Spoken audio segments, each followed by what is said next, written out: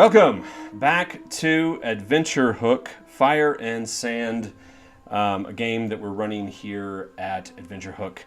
I am, hold on a second, I'm still trying to figure this shit out. I am your host, comic book creator, Aaron Campbell. This game we are running is Dark Sun. It is a homebrewed 5th edition update of this classic D&D setting, which, in my opinion, I consider to be the most brutal and unique setting that was ever devised by the mad minds of those who create Dungeons & Dragons. It is a little bit Conan the Barbarian meets Mad Max.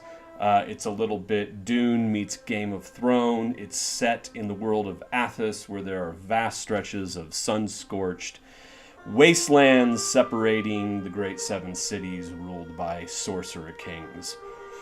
Once again, I'm your Dungeon Master and Chronicler, Aaron Campbell, and why don't we go around the table and see who's with us. All right. I'm Robert Randall, and I work in comic book curation market. I'm also an infrequent comics writer-artist, as well as an occasional lecturer on the occult. I play Ma'ak Ka'ari, a Thri-Kreen psionicist, specializing in telepathy. I'm Emily O'Hara. I read full runs of comic books. I play Desi Dorada, a half-elf bard that passes for human and has a penchant for poisons. Nice. My name is Joe Nabi. I play Geza Akos, the celestial exarch Eric Hockrin Silverrock Falcon Man. And before we move on, I'm also the guy who annoys Aaron with tech things. The stream is not cropped properly. I'm watching on YouTube, and no one under me can be seen. It's just a close-up. Oh man. Okay, let me. It's a close-up on the four of us who have spoken. Yeah, for some reason the the Zoom window in OBS just decided to blow up for some reason from where I set it. Yeah, if anybody out there watching us knows how to constrain the proportions of OBS windows, that'd be awesome to know, because every time something changes, OBS goes completely haywire. Okay, I think we're back.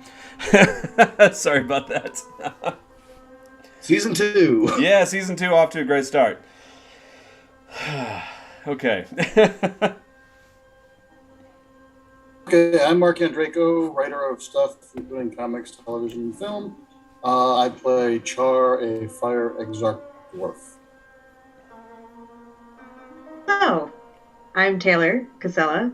I am a massage therapist by trade, but I also am a Cadence Comic Arts unpaid intern. And I play Poppy, the halfling druid, who was very briefly introduced in the last game. Yeah, we didn't quite get to where I wanted to last night, but tonight we'll begin with those introductions. Okay, so having said that, why don't we get straight into it? The Clutch has infiltrated the subterranean sweatshop of House Ianto, where enslaved artisans are being forced to craft obsidian orbs for the Sorcerer-King Kalak of Tyr. But for what purpose does Ianto supply these mysterious orbs, and who is the dreaded foreman of the operation with scaled onyx flesh, known to the PCs only as the Overseer? Will the Clutch learn the truth of what Ianto is up to without alerting anyone? And will they rescue the gladiators who fought for their freedom alongside Kraukus against the Braxat? Oh, and who is this halfling named Poppy? Okay. So, when we left off last time, you guys had just managed to infiltrate into the subterranean chambers of House Ianto. You found the secret entrance into that those tunnels that led into this secret obsidian orb operation, and have just managed to emerge into that sweatshop, where you see before you, across this large room, all of the accoutrement of a workshop, an artisan's workshop. There are workbenches all across the room. There are grinding stones on one side. You can see couple areas where there are forges set up. One large forge towards the other side of the room, a smaller forge toward closer to you. You can see these large stone plinths, a couple of them that have these semicircular basins in the bottom, and you can see sand kind of strewn. Looks like grinding stations or polishing stations for the orbs. You can see craftsman's tools hanging on hooks from the wall on the north side of the room. And just about everything else you can imagine that would go into an operation like this. And all along the wall, facing the wall from which you are emerging into this room, and along the south side of the wall, and one spot on the very opposite end, there are prison cells that are have actual iron bars, tightly woven, keeping prisoners inside those cells. Incredibly heavy iron, and a fortune in iron, seemingly, being used to keep these prisoners safe and inside their cells.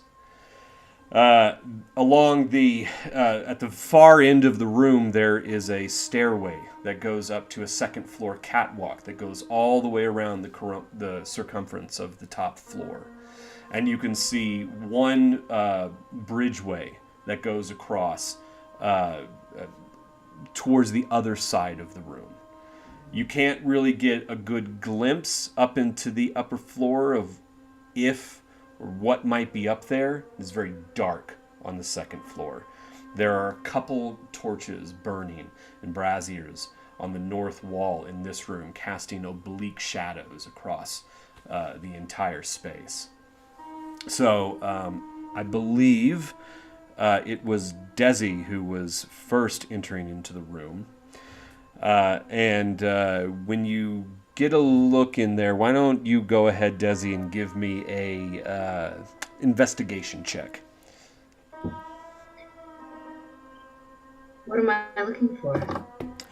Just a quick glance around the room, see if you recognize anyone inside the cells, see if you recognize or see anything in the room itself that stands I am out. already talking to Poppy, and I got a 19. That's right. Yeah, remind me what everybody, if you all recall, what it is you were doing when we left off. And as you can see, I just remembered Poppy was trying to talk to me, and I was being a dick. Okay. Yeah, the exact words were "shut up, stupid." And then also that was directed at one of the gladiators who also spoke and was. So and that was Grain. You can see that Grain, the halfling, is in the closest cell on the south wall. You can't see into the cells that line the wall from which you're coming out. But you can also think that you think you can see Grain's brother Vren back towards the back of the cell in there. Looking out across the room, though, to the other side, you're having a hard time kind of making out who might be in the cells further down. So, having said that, Poppy, is there anything that you want to say in response to the brusque sort of rudeness of this woman who has emerged into this dark space? Poppy definitely gets the hint, and they just kind of throw up their hands and are like, Good. Can I see? Is Poppy on the map there? Yeah, this is Poppy right here. Oh, okay. Yeah, right Little there. crazy haired. Yeah, that's a temporary. That's a little temporary token I threw together real quick before the game, but until we get something. It's the same better color done. as the rest of the map. Yeah, yeah. Can I see them? Can I see anybody? Yeah, I mean you can Around see that right- you can see right them. angle? You can see Poppy. You can see Grain. You can see Vryn, but you can also see that both of those cells have other people in them. They're packed actually. There And are we're in medical, 5 right? other people in the halfling's cell, and there are probably 3 other people in Grain and Vryn's cell. Okay. So I'm gonna relate at a concert what I see. Okay. And just FYI, just to reiterate, Char is just behind Desi. Geza is a little, but kind of halfway down that hallway, and Ma'ak is taking up the rear. And there's no guards.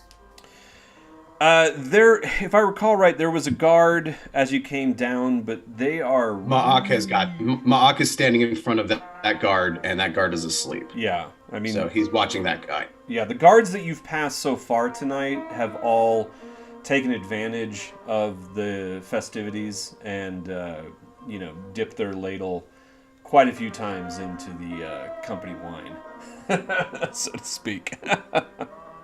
Okay. Being very quiet and stealthy, I will say, where are all the keys? I'm gonna just direct my voice over to whoever wants to answer to. I'm not gonna dictate. I actually do know where the keys are. I'm just gonna look for where I wrote it down. 1 second. Yeah,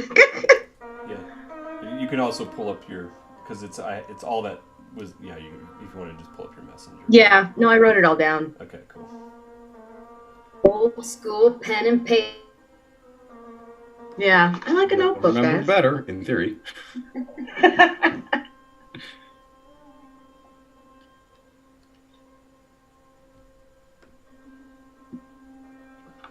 Seems like they're upstairs. So Poppy just kind of like points. It's like, they're up there. There's actually, Poppy doesn't want to raise their voice at this point because they've been told to shut up. Okay. And called stupid. So is that Stupid. Shot myself in the foot with that one. so? All you do, Poppy, is just point up. Yeah, they kind of point up and they also are like, can you come closer? Okay.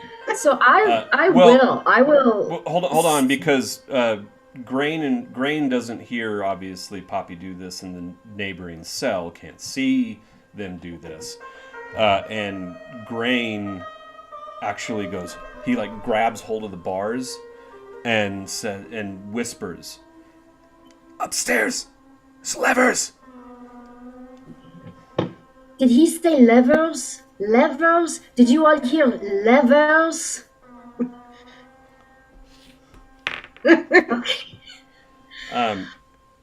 At which point, you see Vryn come forward and hushed words say something to Grain.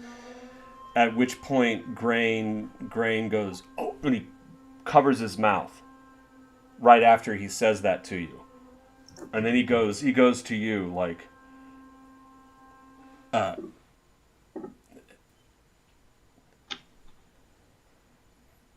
Oh, okay.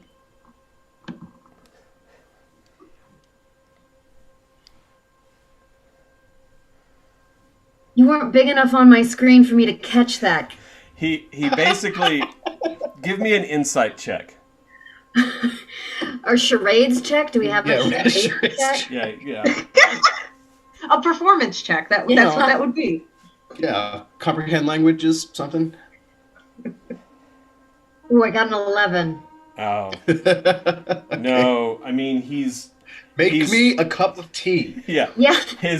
He's No! like There is no time for tea! he's making like he's holding one hand flat, and with the other hand he's like doing like a little like four-fingered like walking motion. Okay, on his monster? hand. Is it monster? There's like a quadruped monster. And he's like It eats like a squirrel. are you talking, or like how are you actually talking? Because he's like, No, this is my internal. This is my okay. internal. You're internal. Okay. That all of like everyone's hearing in the meta concert. I think there is a very large squirrel that bites. That is what I am. That is what I am to understand. He's like. I think we are meant to be. We must be quiet. We must be quiet. So if I go like this to him, with sort of like a question mark by it, like this, you know. Yeah, he nods. He's like, we cannot talk. So how good is my how did you say how far an eye can see? well, you've got your here. Hold on a second. I need to reduce the. There's torches, and you've got low light vision, so you should be able to see pretty much everything in this room. Okay. So I almost have an inclination to throw a stone or comes to investigate. Okay, it's up to you. Are you suggesting that through Metaconcert, or? Yeah. Mm. No, you're hearing everything. Every thought that I have. Unfiltered. Yeah. Let's not alert the guard. Any guards that we can't first get the drop on. Like this sleeper right here, says Ma'ak as he is this sleeping man like prey. Silly sleepers. Eschew the values of Pokchat. Here, unguarded, I will tell you, if there are more guards, I am not particularly afraid of guards. I am afraid of... You cut out there. You're afraid of what? the large squirrel. But we know that there's guard or a foreman down here. If he's anything like what we encountered in the silk mines, we should be very wary. Oh, I had the impression there was the quadruped. So resources are very sneaky. I can sneak and get closer. Perhaps. What else is? Give me a moment, and we can make Metaconcert with whoever you like. Really? They don't have to allow it? You're just gonna... No, they don't have to allow it. Oof. At least one-on-one, they can't. But in the meantime, Aaron, this guard, who we know tortures these poor prisoners with every chance that he gets. So Mock feels that this is something Dej has put him here, perhaps as an agent of karma. Oh, And we're so, gonna kill him. Are you gonna coup d'etat him? Mock is about to get something out of him first. I look around. Do I see any of those horrible choke bags, the black bags they were putting over the prisoners' heads? Do I see any of those lying around? Oh, yeah. I mean, there's a whole rack filled with hoods. All right. We can't hear it because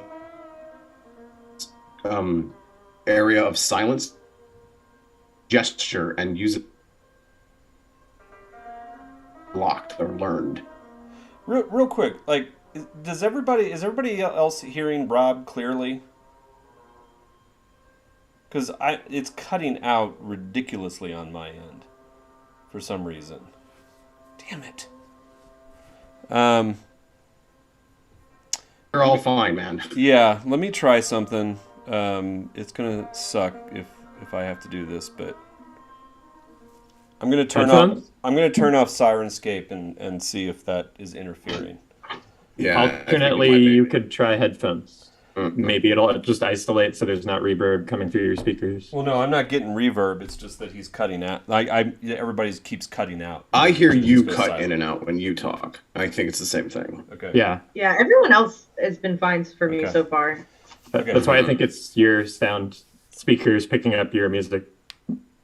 Yeah. That's what we get for trying to be high tech, dude. I know. Let me try with these headphones. Okay. Just give us a. Sorry, everybody. Again, oh man, the technical difficulties never end with this.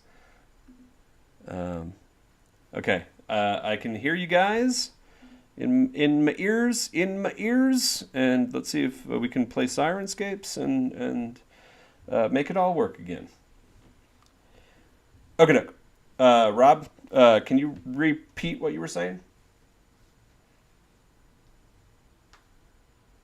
Oh, wait. Wait, nope.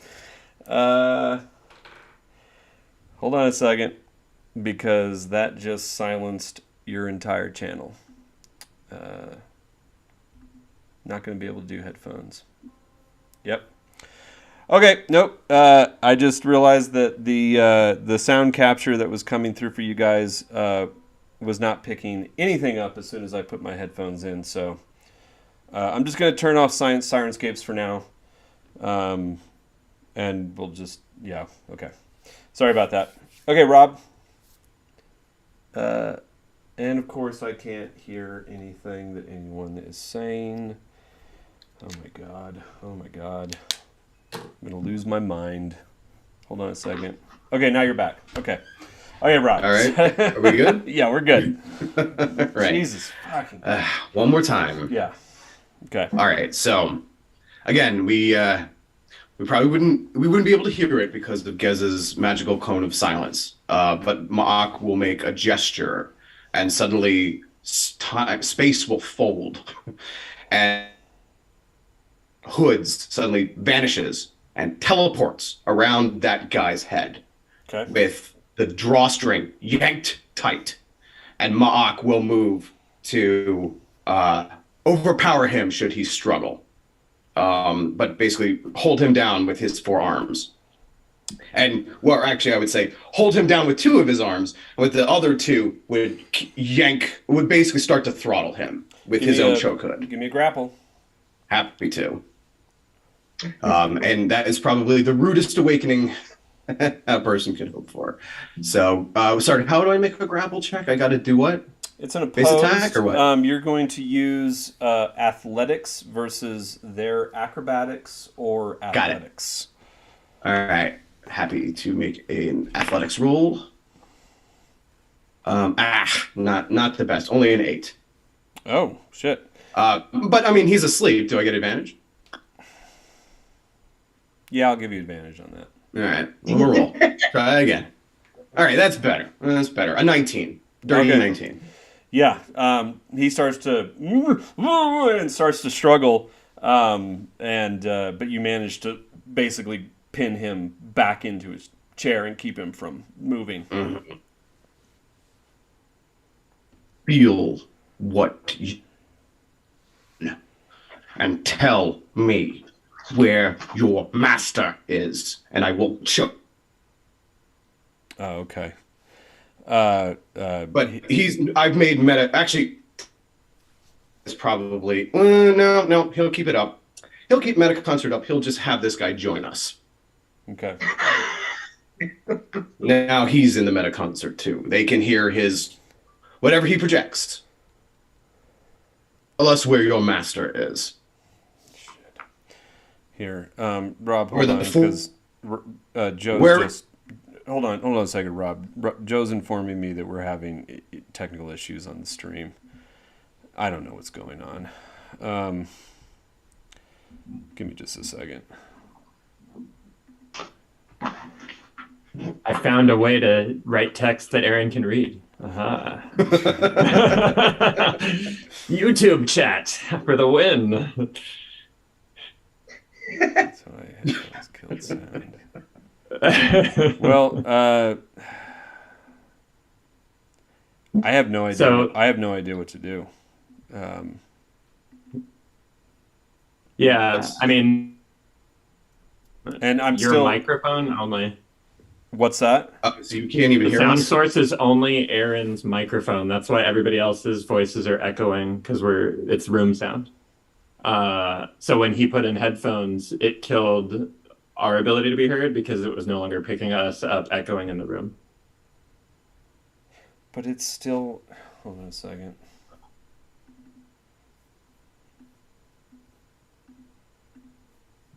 I mean, it should be because the audio source channel for the Zoom window is picking you guys up. I do not understand what the hell's going on. I mean, like, what the hell? I don't know what to do. Computer, so it's like all sound on your computer. When you talk, the channel that I have for you and with that Is live. It's picking you up. It's showing your equalization levels going through, and that's all I have to indicate that this is working correctly. Give me just a second. Yeah, if you're watching, sorry everybody. We're just gonna do some. Gonna try to do some technical troubleshooting here. If it get Have to indicate that. whole experience. Yeah. I vaguely remember trying to do this and only getting it to work rather than sourcing individual sound, sourcing the desktop sound or all computer sound, something that's like everything that you can hear is what's going out, and then you have to be wearing headphones in order for that to work. Let me try something.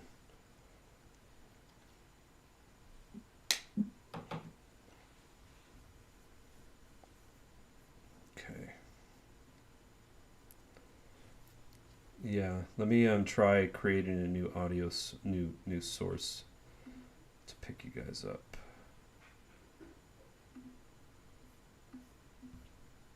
Oh my God.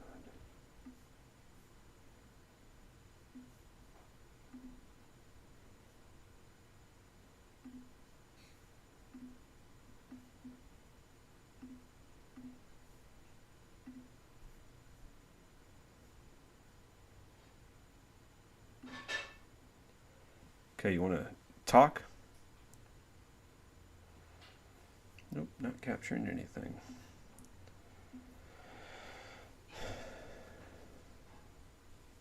And are you listening? Because if I listen to the stream and there's nothing coming through for you?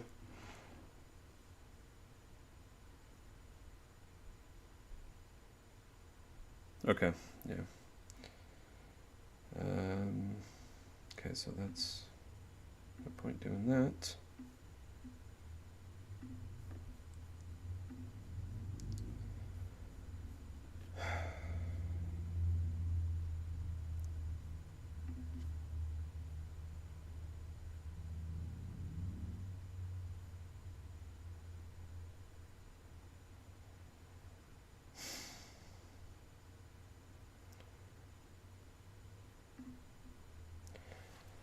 Yeah, I'm gonna have to.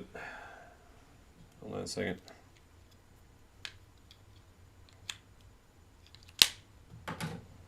I'm gonna have to figure this out at some other point because I have no idea what the hell's going on. I'm just so frustrated with this shit. God damn it. Okay. Talk. Talking. Okay. Talking.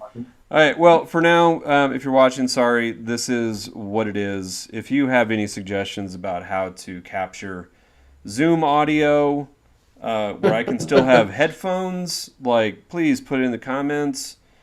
I don't know. I have no effing idea. So You want to be on the show? You want to Yeah. run this for us? Yeah. You be on the show. Come on. So, I mean, just, lean in when everybody else talks, I guess. I don't know. Okay. Yay. Oh, my God. Okay. Okay. All right, let's start over again. Okay, so Rob, you were saying.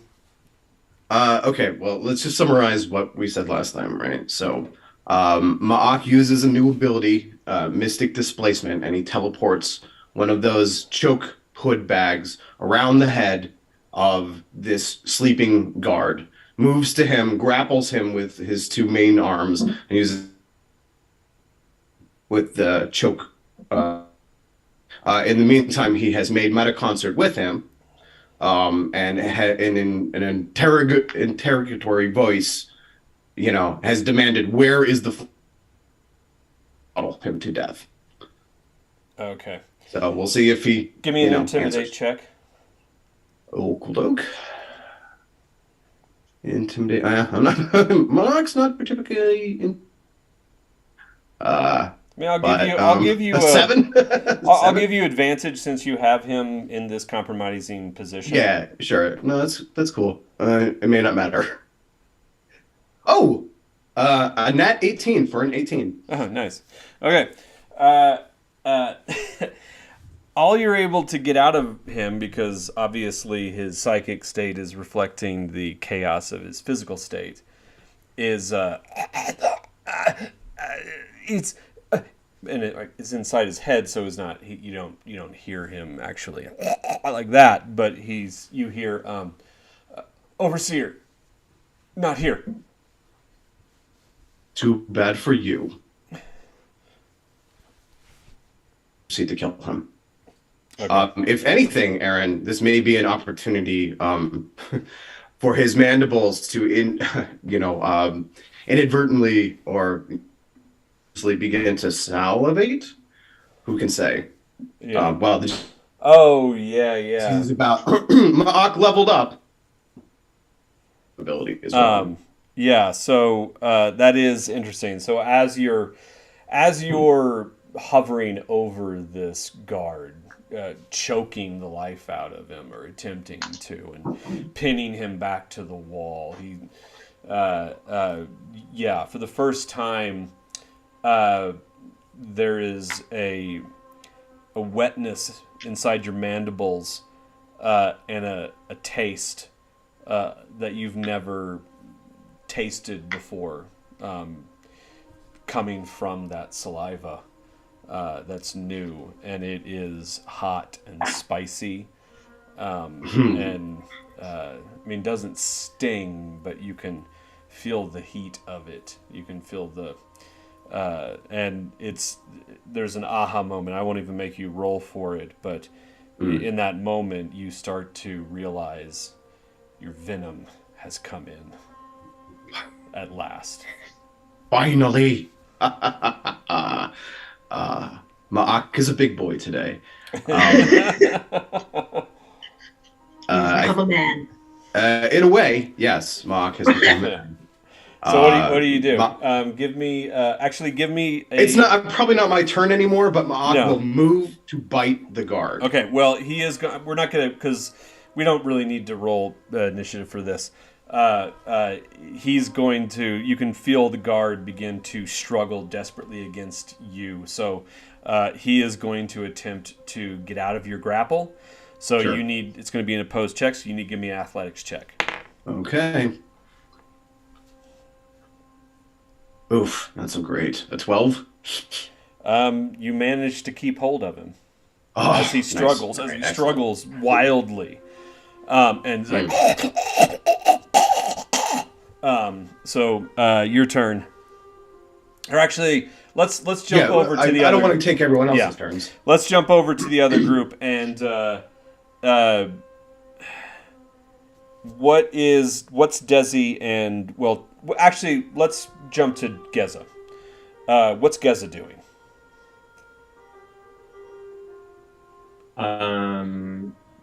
You can hear this struggle happening behind you. I can't hear it.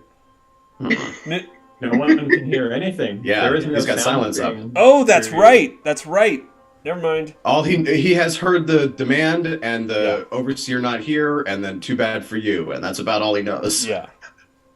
Okay. And can you on the map? Can you indicate where the man is that The man is right inside Not this yet. We'll room. see. The man is right in here. Oh, okay. So he's Geza is or not Geza. Maka is throttling him through the door into that room. I think that just for your knowledge, Aaron, I think that might be just out of the range of my silent Because the range sound. is at 20-foot radius. Isn't it 30 feet? Was it 30? I thought it was a 15-foot. I don't know that. Let me. I'm double checking because that might matter. Mm-hmm. Yeah. In this case, it would.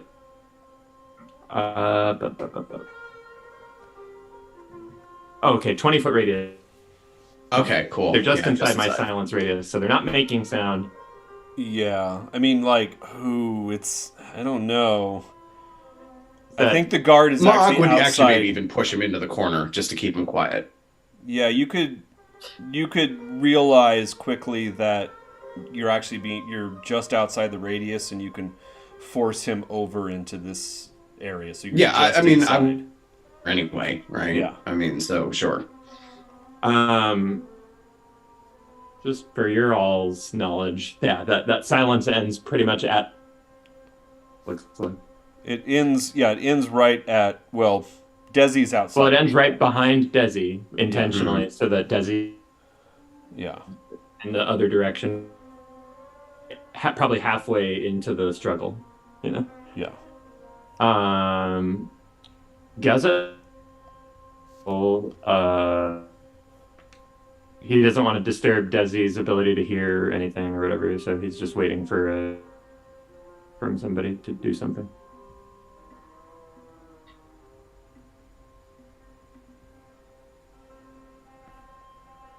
Desi or Char? Either of you want to do something? Well, last we talked about it, it was Ma'ak was gonna create a mind link with these folks so we didn't have to talk. That was like, I think, the game plan, so we're kind of waiting on Maybe Ma'ak. everybody's just like, what's going on back there, Mark? It's like, what is happening? Be with you in a moment. Who wants to go look? No. Well, he says the overseer's not here. Whether he'll be returning anytime soon remains to be seen. But should we skip ahead then? Does Ma'ak bite this guy? Did you ask him about the squirrel with teeth? You can ask him. You're in contact with him too. The man No. who's being eaten? Oh, you mean you're in contact now with... He's in contact with us. He's hearing this right now.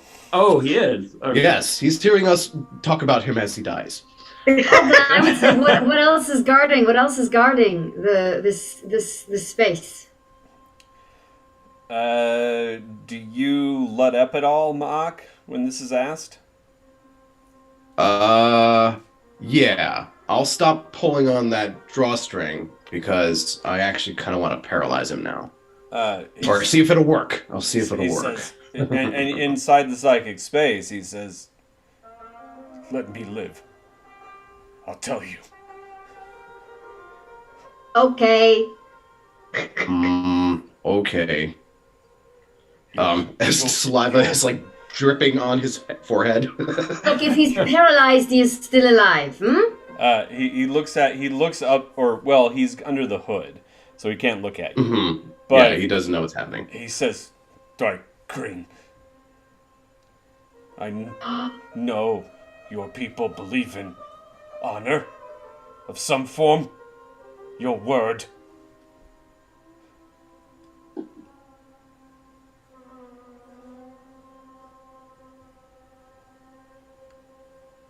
Tell us enough to escape successfully, and I will spare your life.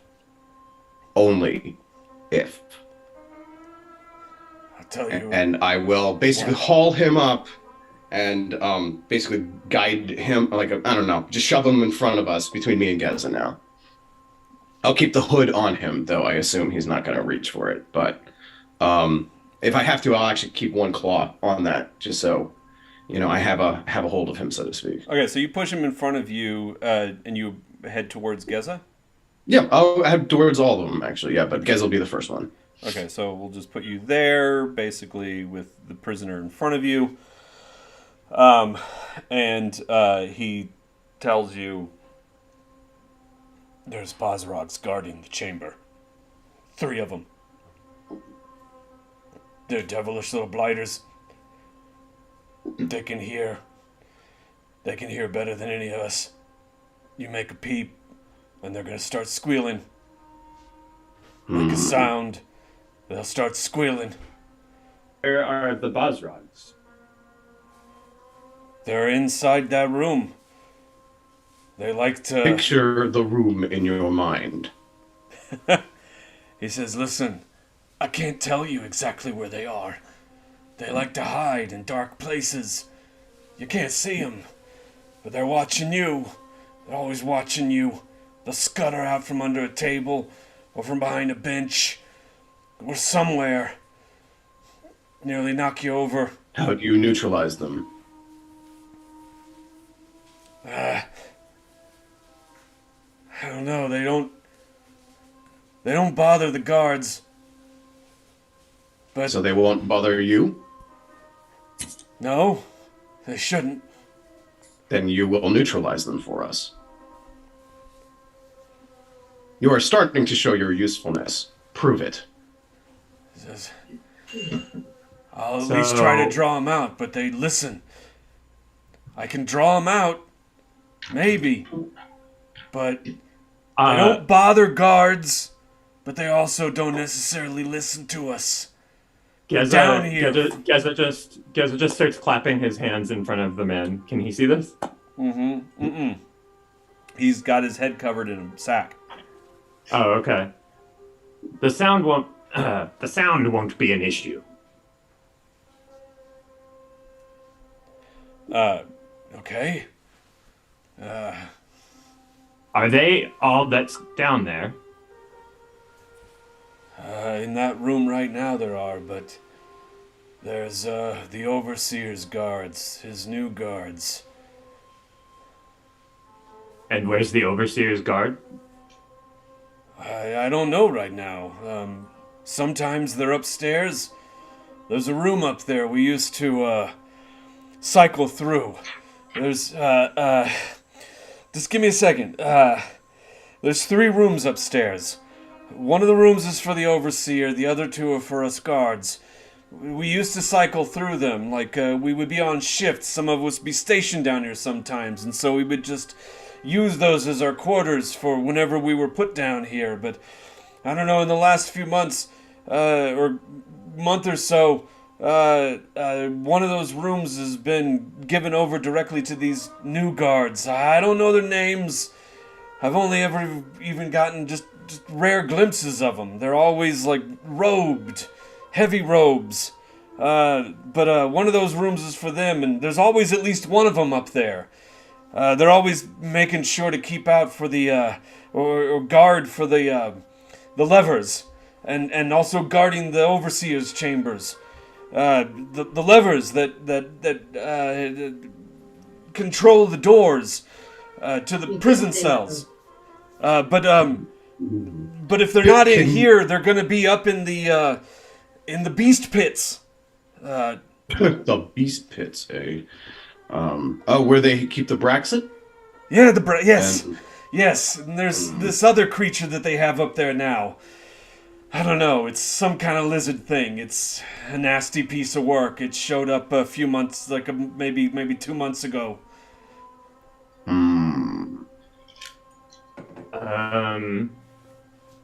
Just to be clear, if we encounter anyone of your people and they begin to attack us, if you also begin to attack us or aid them in any way, we will immediately kill you. He doesn't respond. I'm sure he understands. As I I just think yank on the thing just a little bit to remind him I'm there. you are on our team now, and you won't be by your own choices. So, welcome to the team. Now we're going to go into the pit, and we're going to let people out of the cages. And you're going to look for the Bosrogs, which you will not be able to hear, and they will not be able to hear you. Are you ready to have your hood taken off? Okay, but what do you expect to do once you release the prisoners? I don't know. This is a horrible plan, gone to shit. We're going to run like hell. I think we should attempt to escape through these beast pits. Hmm? Or at least help the prisoners to escape that way. We can go back to our rooms. This one will have to go with them, of course. Welcome. You will soon meet the rest of your team. You will be exiting with them. Exactly. And then, I guess, does he acquiesce, Aaron? He says, I'll do what I can. I'll try to draw them Bosrogs out. But if they catch sight of you or smell you, I can't guarantee they're not going to start squealing. You got to be really quiet. Find them first and point them out to our Cochrane friend. And then, Geza, you move to silence them. None of us will be creating any sound for the next 8 minutes. So, He says, if you want me to really, really draw them out, I need some of their food. where is that? It's on the other side of the room. So you and I will move in that direction. And if we encounter them along the way, you're in the front. If you try to run, you will die. He says, I don't know if I can keep him from squealing if you're next to me. When you come down with the prisoner, they squeal? Oftentimes they do. They get real riled up by things they aren't familiar with. All right. Do I need to do this? Let's all join Char and Desi down at the end of the pathway anyway. And Maak will... Where is this ability? Sorry, 1 second. God, that cost me 5. God damn it. Geza, if you like, I can reach out my consciousness into that room and locate exactly where these Bosrogs are. I don't think that's necessary. I think if our new friend... What's your name, friend? Vrax. Brax? Vrax. Brax. I think you understand that if you do anything that we don't want you to do, we're going to kill you. And obviously we have abilities beyond yours. If you begin to run or do anything, I can stop you instantly with magic. Give me a... do you want to intimidate, persuade? Which one of those do you want to do? I'm going to give you advantage. I think you're being reasonable. Yeah, I'm being very reasonable. So, you want to persuade? Unfortunately, my persuasion... Oh, I'm giving you advantage on this. Oh, advantage. Okay. Then let's hope this next one's better. That would be an 18. Without my guidance. Can I do guidance on myself while I'm concentrating? That doesn't interfere, does it? Oh, no. Guidance is concentration, so 18. Yeah, okay. No, 18 is plenty. He's like, just let me go across the room, get some of their food, and try to call them out. I'm not going to make a run for it. You won't be able to call them out. I don't need to call them out. They can smell the food. Okay. Great. All right. Let's do this. If I'm going to be successful at this, though, you got to let me lead them away. They can't be down here in this room. I need to take them upstairs. Put them in the guard room. And Ma'ak, is there a way that you can just remotely observe his actions while he does this? Yes. That's what we can do then. Vrac, live tonight to join our team long term, or if you die tonight by your own hand. We're going to give you enough rope to hang yourself. And we have seen what sleepers who have crossed Demezzo and fear his wrath have done. We are your only chance to avoid whatever would cause a man to throw himself from the walls to evade that fate. Your choice. I believe in freedom. You are being granted freedom. Listen, at this point, if you let them prisoners out, and Demezzo finds out, well, it doesn't even matter. He's gonna find out. I was on duty. My life's over, as far as he's concerned. There are no second chances with Demezzo. You understand? Not we one. do. Which is why you should not fail us tonight. Well, it is what it is now with me. I'll do what I can, because I can't go back in now. Well, I'm happy that you understand that. Because there's not enough time to talk about this anymore. Are you going to let him go? Go do your job. All right. So he starts to make his way across the room. And we all crawl down in silence. Okay. And are you waiting there at the entrance into the room? Till he gets across? We won't cross because he said it would upset the Bazrogs. Okay. If the Bazrog starts screaming, who's going to come running? Presumably the robed guards upstairs. Okay. The Yanti. Yeah, the Yanti. Should we leave him in the meta concert or cut him out? He's in the meta concert. Yeah, right? No, we got That's the only way you can keep hold of him and maybe watch through his eyes or whatever. Okay, so I will do. I will. Long story short, this he makes his way cautiously across the room. There's a bin on the other side, and he opens it up and he takes out something, a handful, and then he starts to. Well, I mean, he's outside of the range of your silence, so now he starts. Now he starts to go.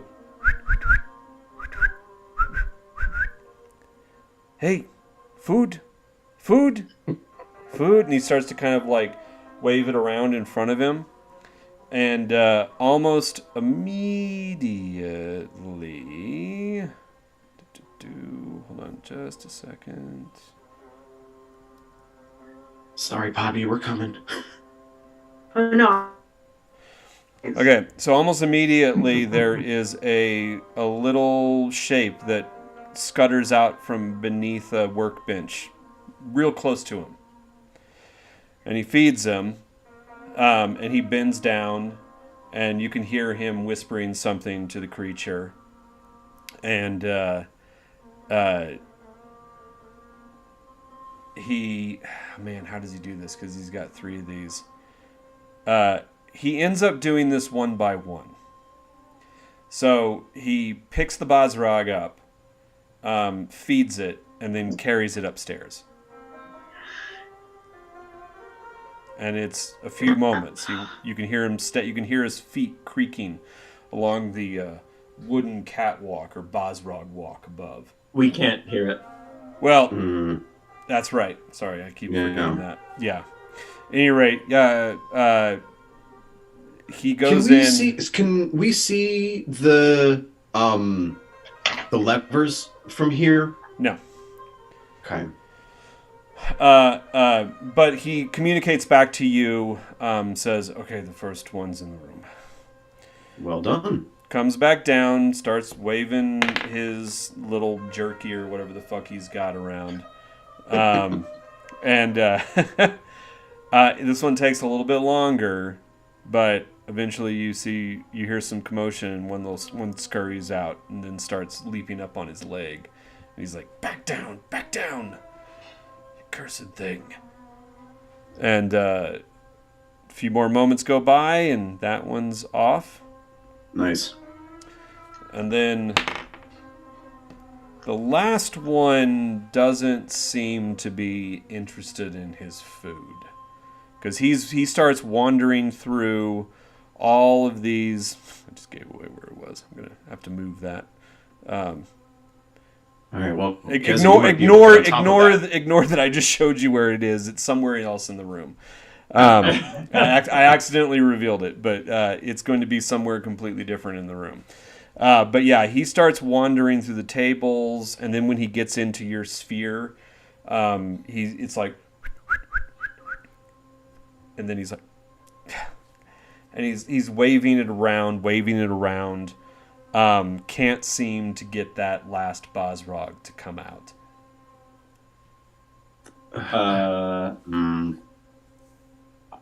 I mean,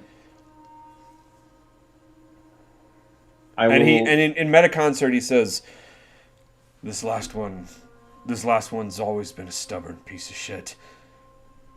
He's not going for it. I will fly across the room to the other side and land. Nice.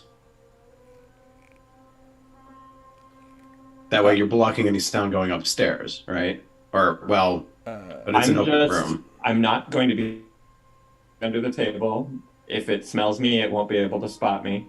And then I'm going to land on the other side of the room, because if it tries to run upstairs and make noise, it won't be able to make noise over there. Mm-hmm. And it won't be able to pass. Also, I'm going to be moving the cone of silence so that where Vrax is and where theoretically that Bosrog may be is no longer in silence, so he can whistle again. Okay, so 5, 10... Oh, we were all already... Yeah, we were already up there. So. Okay, you were right here.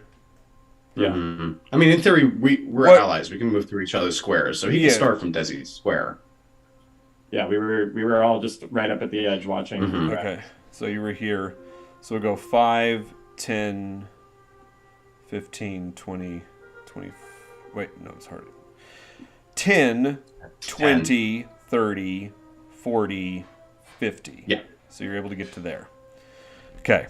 At which point you can now see that Del Michelle is in that cell, and that Yeely is in that cell at the bottom.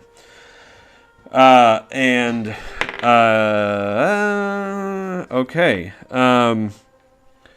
You are lucky because this one skitters out from beneath this table, and you can see it is yelping wildly, but no sound is being emitted, and it is racing around.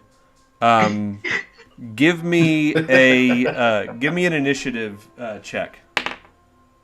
It's a rich lady's Pomeranian, isn't it? Like that's. Yeah, if it had horns and spikes and shit. Yeah, and it's all of us or just me? Initiative? Just you. Well, actually, yeah. Everybody, give me initiative. Yeah, we should roll, right? Yeah. Yeah, I mean, I'll just say like, oh, there's the Bosrog, but I rolled a 6 for initiative. So. Is it cute? Yes, it's adorable. Are we all rolling? Yeah. Yeah, we're all rolling. We got a 10. Okay. An initiative isn't the saving throws, right? No, it's right above actions and spells. Yeah, like left of armor class. 13. Nice. Mighty. Is that good? Better than all the other ones I thought. For some weird reason, it's not, D&D Beyond is not logging your initiative, so I guess I'm going to do that manually. It says that Poppy rolled, but then it doesn't tell me what Poppy rolled. Yeah. What did Poppy roll? I did roll. It's not showing me. I can roll. I have physical dice. If you want to use physical dice, that's says fine. you rolled twice. What's Desi's initiative? Yeah, it's not logging any of your initiatives. So Char rolled a 13, Desi rolled a 10, I rolled a 6. I only rolled once. Maybe one of my rolls is actually Poppy's. It says Poppy rolled 3 times now, but none of them have. Geza was a 10? Puppy's drunk. Geza was Geza was a 6 and Desi was a 10. Oh, reverse that.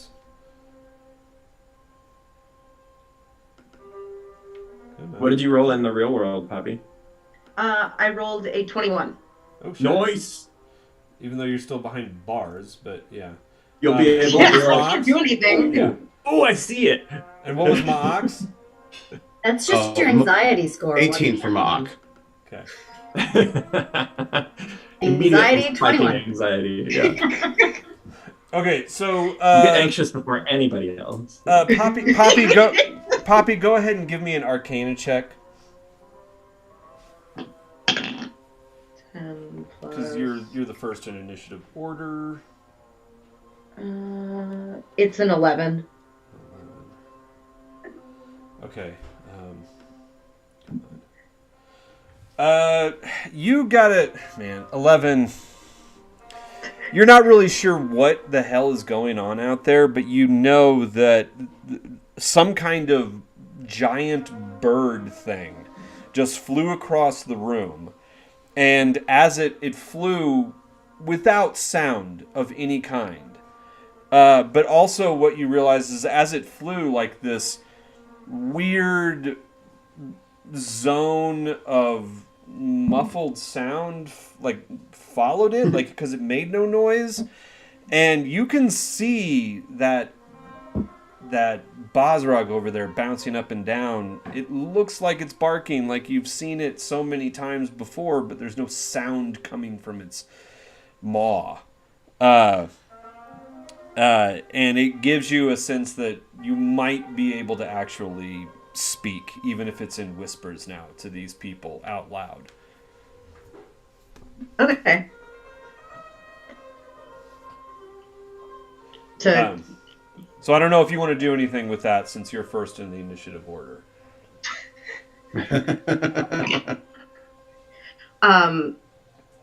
Can Poppy see one of the guards with them now? Well, you saw that guard. You saw Vrax walk across the room and start feeding, and that was like when you were like, what in the hell is going on here? So there's something up. So they're either in cahoots with these guards and they're doing something that is not to your interest, or they've managed to get that jackass on their side somehow, or you're not exactly sure what the play is here with these guys.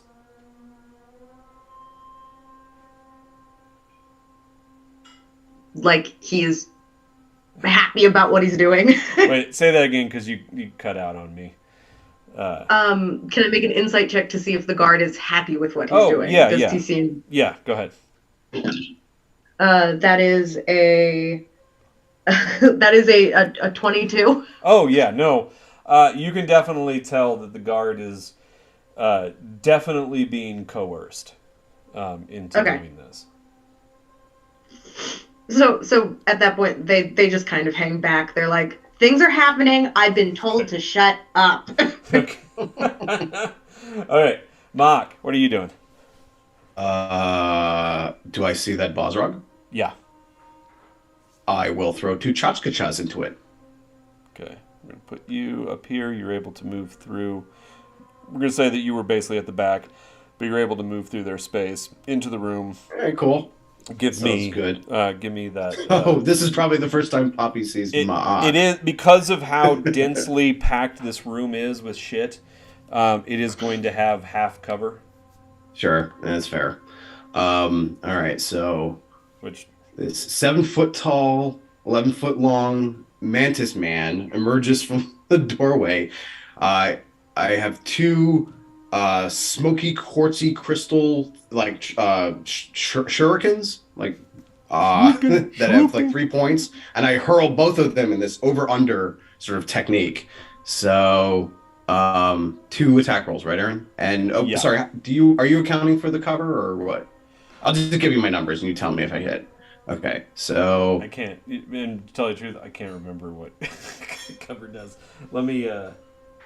I'm pretty sure I missed both times anyway. A 9 and an 11, so it probably just, I don't know. They like. Oh yeah, you missed. Hurl over over the creature. No, and one of them actually sticks into a table. Ow. And the other one clatter. Like both of them basically clatter off of surrounding obstruction. Yes, it returns to my hand. Well, in this room, it's not going to work because there's so right, much whatever. crap. There's like chains and shit hanging from the ceiling. Okay. So This is fine. you're going to have That's to fine. retrieve those in this kind of space. Okay. And that brings us to Char. What does Ma'ak Char do? swears, but you can't hear it. Yeah. Well, no, you can because you're outside the zone of silence. Okay, yeah, that's right. So Ma'ak makes this sort of hissing bug noise. Yeah. What does Char do?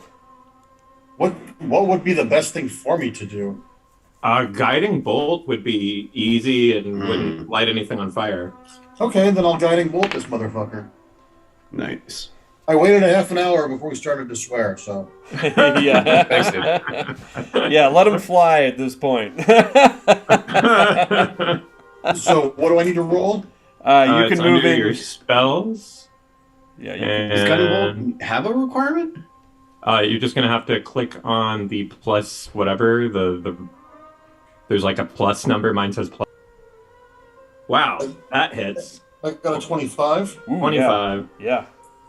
What is a B? Why was that B on the dot? And then next to that, there's another next to the plus whatever you hit. Then it says for me it's 4d6. 8d6. Yeah. So damn. Oh, you casted a. This motherfucker means business. Okay. Give me that. And so when I do it, I'm going to go for it. Yeah. Give me that. Well, you might get a chance to. You click that, and did it give you a? That as well? Okay. Yeah. 25? 25 damage? Is the Bozrog alive? There's like a little. You hear the initial crackle, the arcane sizzle of that guiding bolt as it leaves Cha'ar's hand,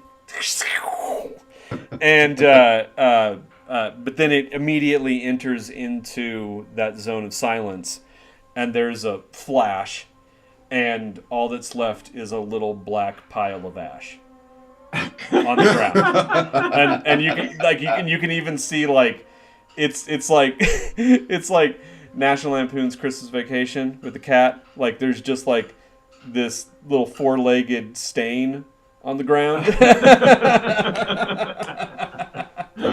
Smells awful. Yeah, I'm Do finally. we want to heat the air for other food? The right cream fear fire, so we don't Like cook a lot. Lowry's seasoned salt? Or maybe not fear, but we don't use it. How many right, times did I use that guiding bolt thing? So I think you just That's cast cool. that. Not I'm enough. guessing at third level. What level did you cast that at? No, first level. First level, you get that many d6. Yeah, it says 120 feet plus 5, 8d6. I. Why Are you was this sure? one telling me at first level stuff? Dang. I get when at third level I get 66. Hold Well, on. I'm better than you. Maybe it's the guess. fire exarch thing. Don't worry about it. didn't I watched change him cast the anything. spell. Yeah. He Yeah, didn't it's change cool. anything. Yeah. This is what Char does. He burns shit. Yeah. Used a creature to ashes as you intended to last game. So Okay. So anyway, Ma'ak will move I into the can't room. wait to find Bap. Yeah, right. Boy. Ma'ak will move into the room. Aaron Okay. feet of his chashkachas. They just lift off the ground and float into his hand. He's just gonna far hand them over, and then go. He wants to try to look up the stairs to see where. And actually, where is Brax now? Vrax is near Geza right now. We'll put him. Because how are you doing on silence? How much more do you have? Let me.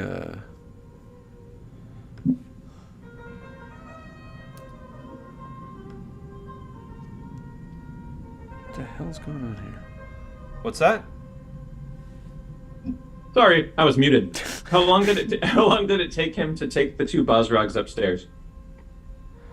It took him a couple minutes to get both of them. Oh, we're probably down to like 3 or 4 minutes of silence on this. All right, let's but move then. I can cast it again.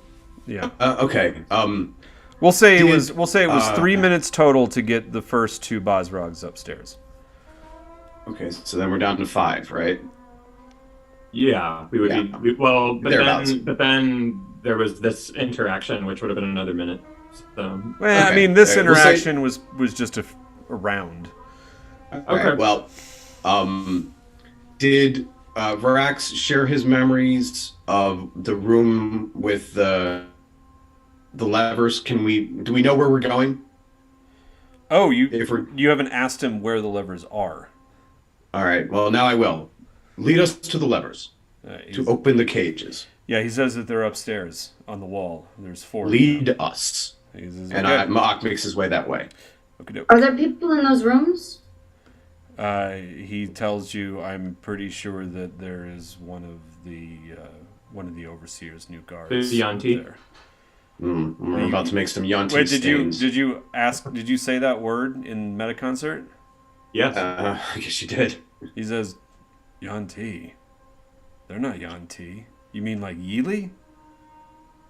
I don't know what they are, but they're not Yanti. They don't have snaky faces? The glimpses I've caught, it's reptilian for sure, but not like any Yanti I've ever heard of.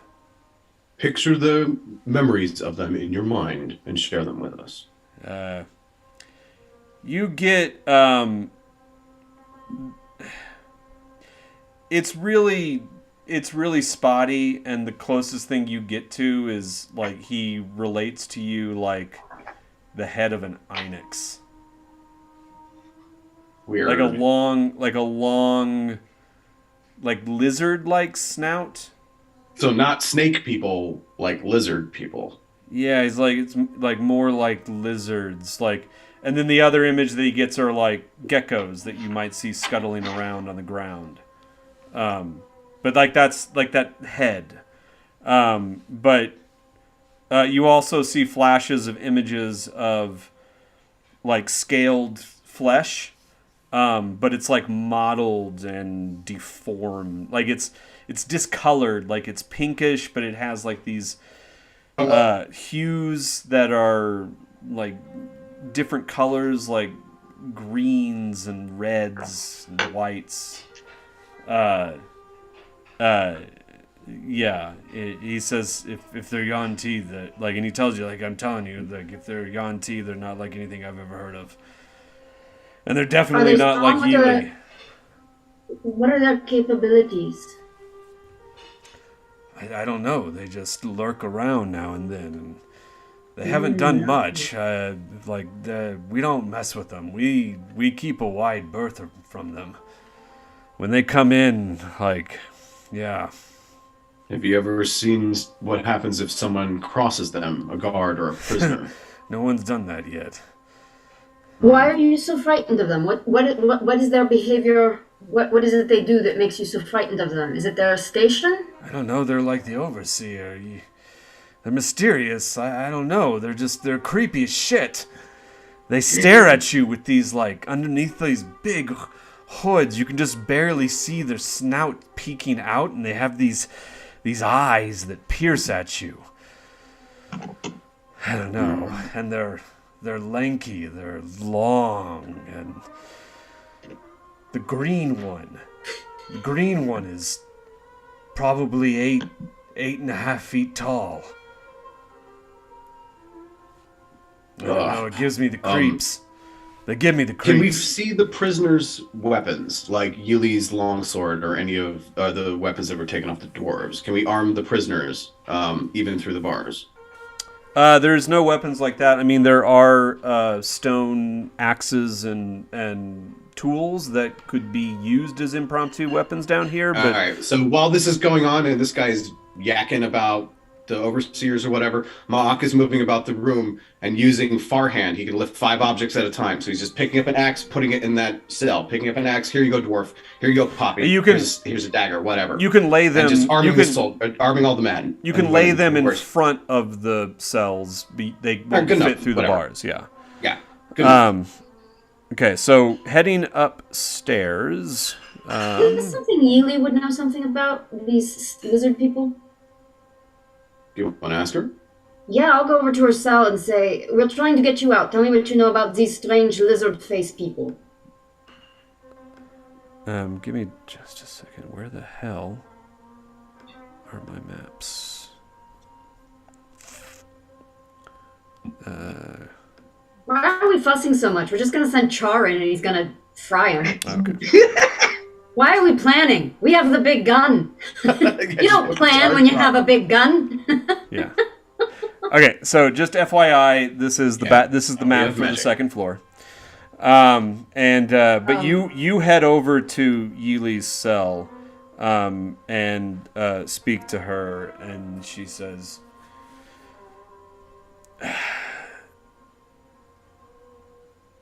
"The new guards, they are not my people.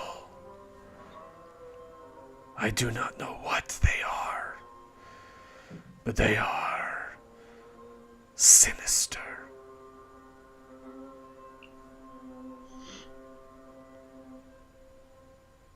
That's all you got. You seemed like a person that would have intel on spooky things. I'm a little disappointed. I've never seen anything like them. Okay, But I have not seen much. That's all you got? That's all you got? Yeah. Well, no time for chit-chat. Uh, Skedaddle. Okay. Can Poppy ask a question? Yeah. Quick? Yeah. Is there any finished orbs on the tables? No. No. Do you remember the one of the points in the Oh yeah. The reason I asked is last session a guard had smashed one. Mm-hmm. Yeah. It was that one that was smashed was still being worked on. So, like I said, you've just begun like a new round, so all of the orbs that are currently in production are still very roughly hewn. So they're just kind of, they're still being in that broken case, down. Poppy kind of like waves their arms and just whispers, "I need an arcane focus, an orb, a rod, a staff, anything." Does Ma'ak see something like that in the room? There. Or do any of us? Should we make a roll? There's no. There are no. Well, yeah. Give me an investigation check. Excellent. 14. 14. Okay, actually, Poppy, back up. There is always one orb in the room.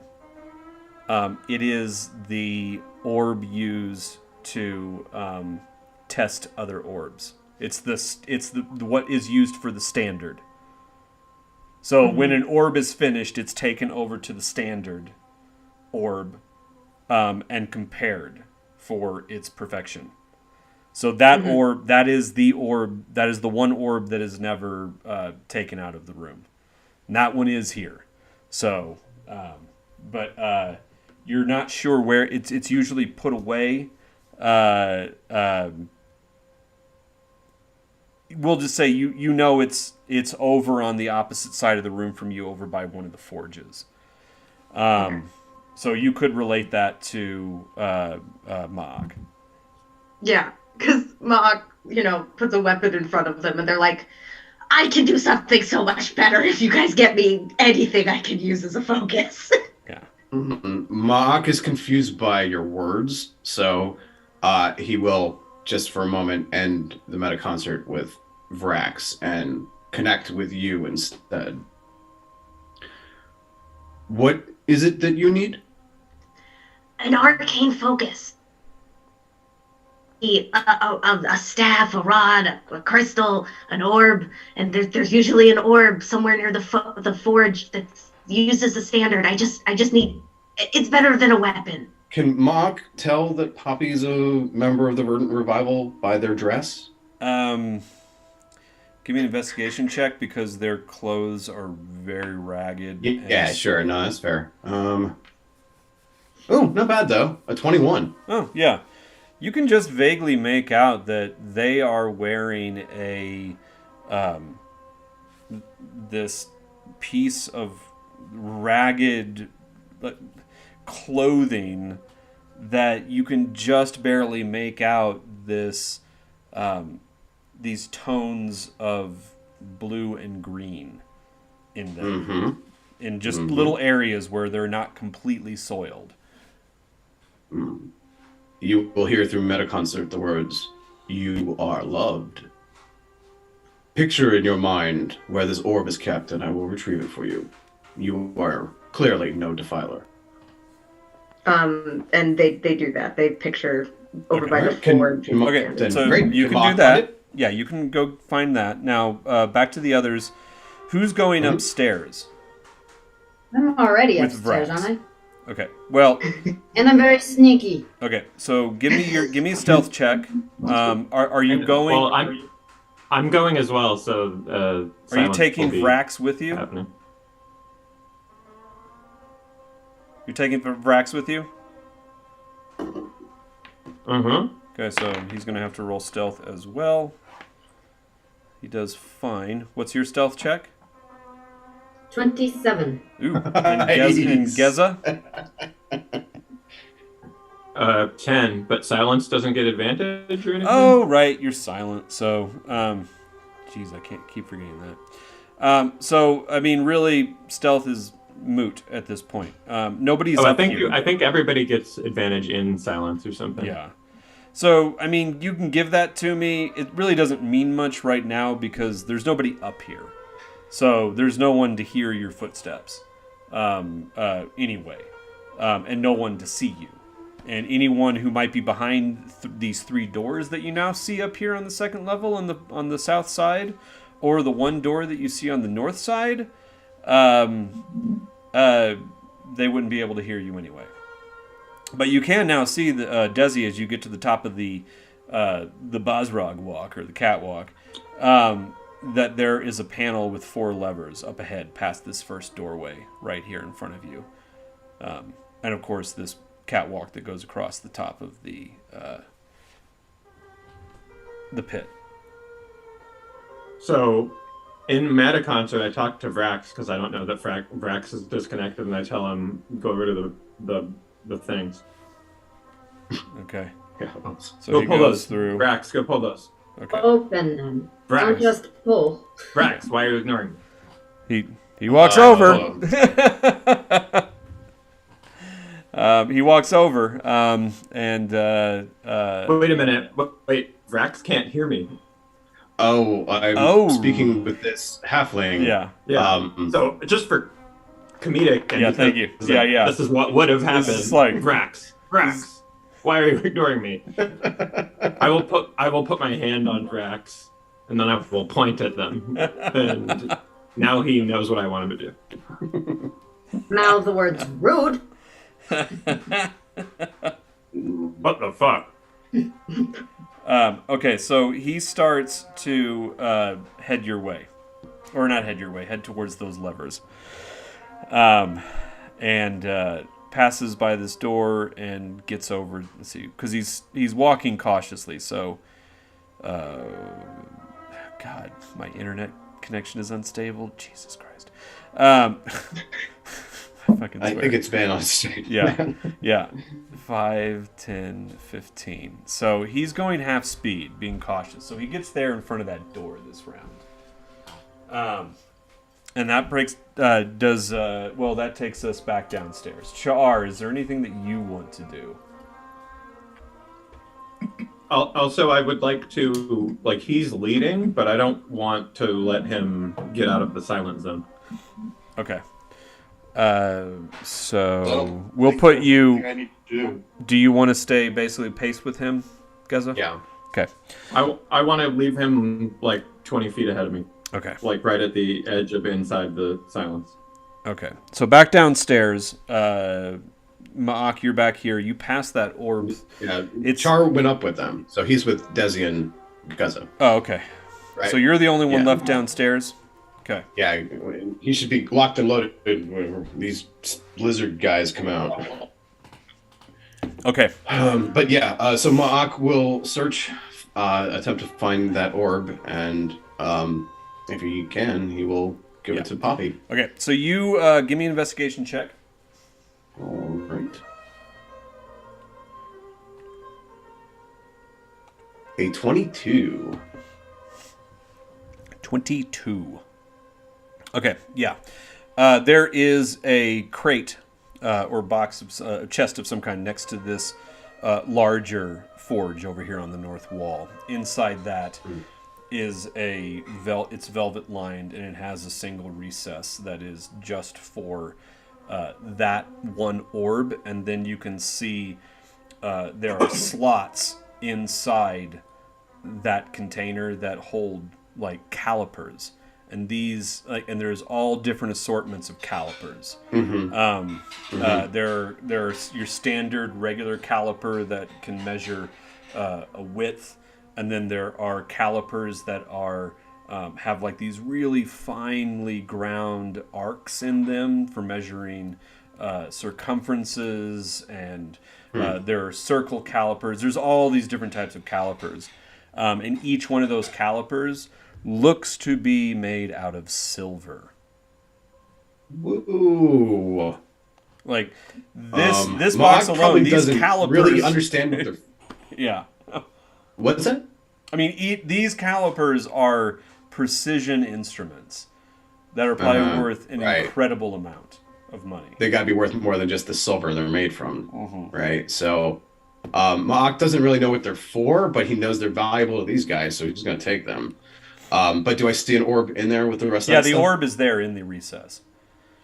Does it weigh 5 pounds or less? No, it's smaller. It's actually the orb is 2 inches in diameter, so it's actually Doesn't weigh 5 pounds. Yeah, it's somewhat smaller than the orb you remember. The orb that the orb was was 2 inches.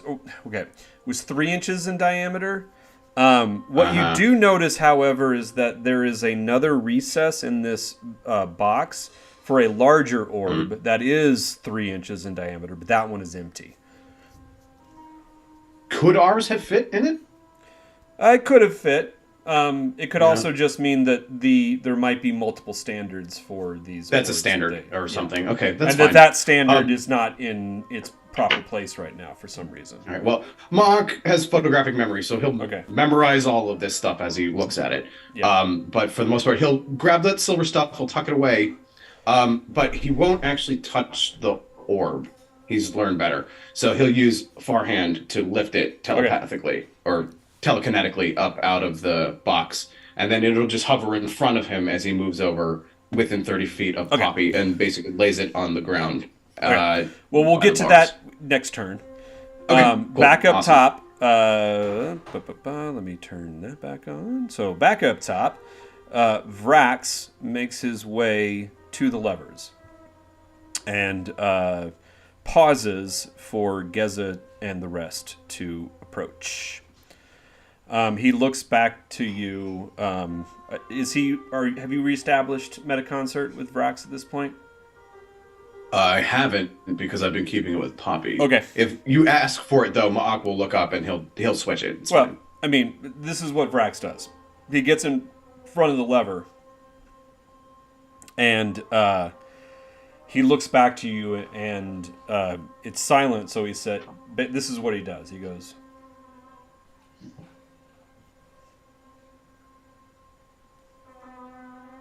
in my mind, I say, Ma'ak, something's broken. Dude. yeah. But this is the most important thing that Vrax does, though. He points to a little hole in the wall above the levers, and he does this.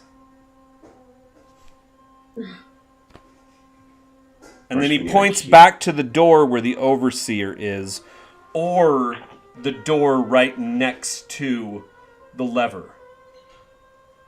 Because there's a door just to the right of the levers, and there's a door directly in front of Desi right now. And he points to both of those doors, and he goes this. He's like, all right, well, What's behind door number whatever the hell Desi's in front of? If I listen to it, is it in the cone of silence and we can't hear anything on the other side? yep. Because it goes around walls, too, so it would be affecting what's inside that room. Yeah, that room's fine. So Or that means I can check the handle to see if it's locked and they won't hear the handle turn. that's for damn sure. Also, Well, I'll do that. I'll just check to see if it's locked. door is locked.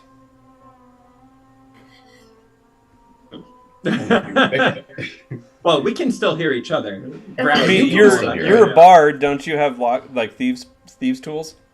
I can, yeah, okay, alright, what? I mean, you could also bash the door. You could also bash the door down without anyone hearing. What about the other door that's not locked? Is that? Oh no, How you do you don't know you it's don't not know locked? about you don't know about this door that's next to Vryn Oh, okay. or Vrax rather. Fuck it. Let's see what's behind that door then. Like, we don't have to pick that door. Let's just see. We've still got silence up. Okay. Vrax. All right, so are we in Vrax the does next this. Vrax points to that door and he does this. Oh, the hooded people are in that room. Okay. Okay. room? All right. I'm gonna go back and try to lockpick the other door. That's In silence. All right. Yeah. So, Okay. since in fairness, it may have been an hour anyway. Ma'ak will reestablish Meta Concert, but he will do it with one additional. Add one more mind to our concert. So we'll leave Poppy and I'll add Vrax back in. Okay. Okay. So now we're all connected again, Turns. and I will pay the requisite 4. Okay. Okay, so now Poppy and Vrax can hear. Now Vrax goes, that's the overseer's room. And that's where the new guards have their quarters when they're here. But the overseer's not here right now. There shouldn't be anyone behind there. Oh, okay. Then I will open that door. Okay. Well, the one that Desi is in front of, not the one that Vrax is next to. She's picking it, right? Yeah. Oh. Yeah. So The give one me that that. Desi's Give me picking that. is the overseer. Give me that lock pick. Give me that sleight of hand for Desi. Okay.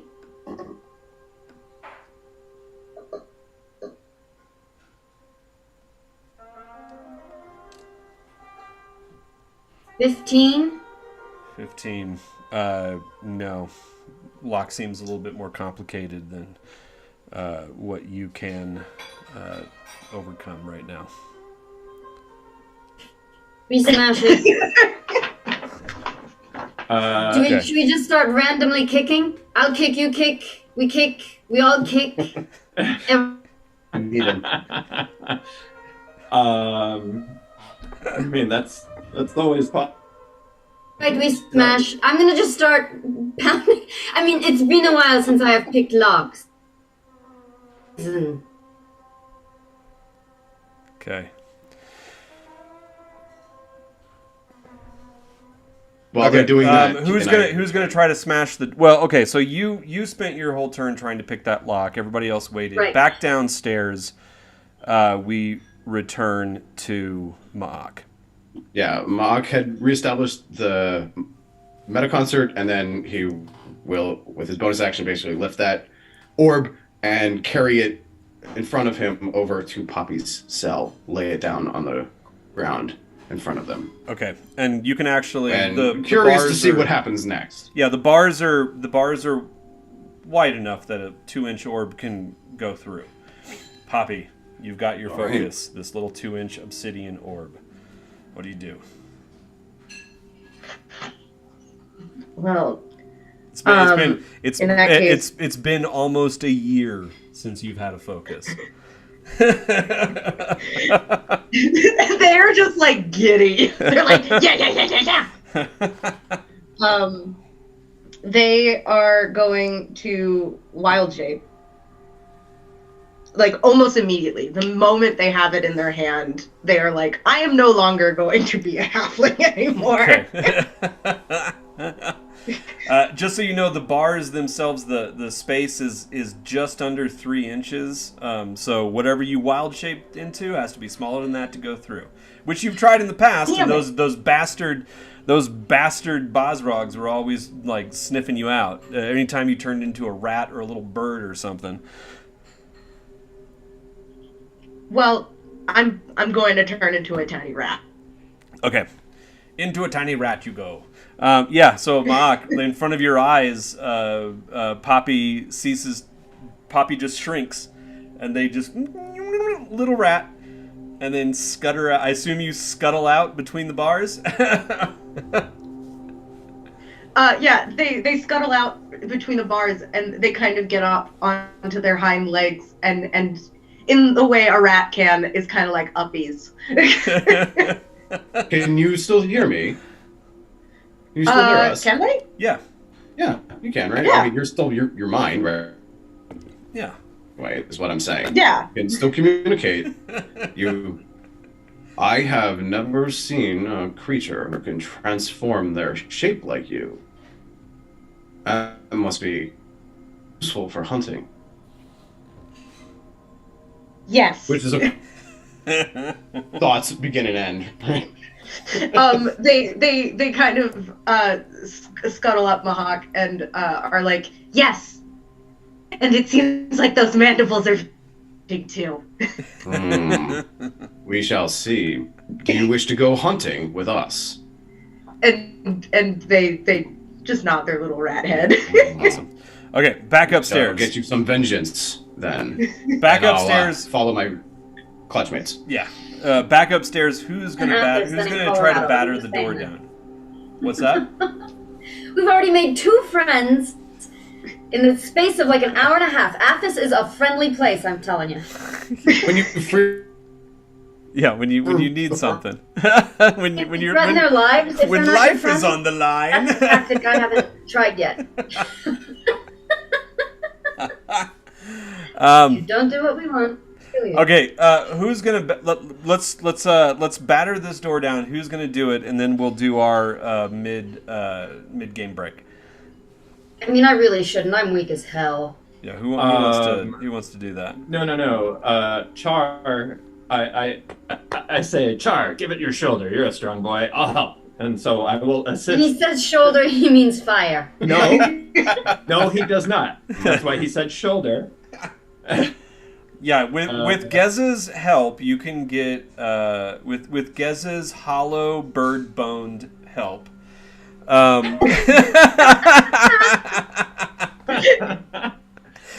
I will strong. I will give you advantage. Don't roll. I still have that femur from the guy we burned up. No. This is a strength check. We don't want to break the door. We want to break the lock. We want to bust it open. Yeah. Shoulder check it. I'm helping. You get to roll strength with advantage to roll it.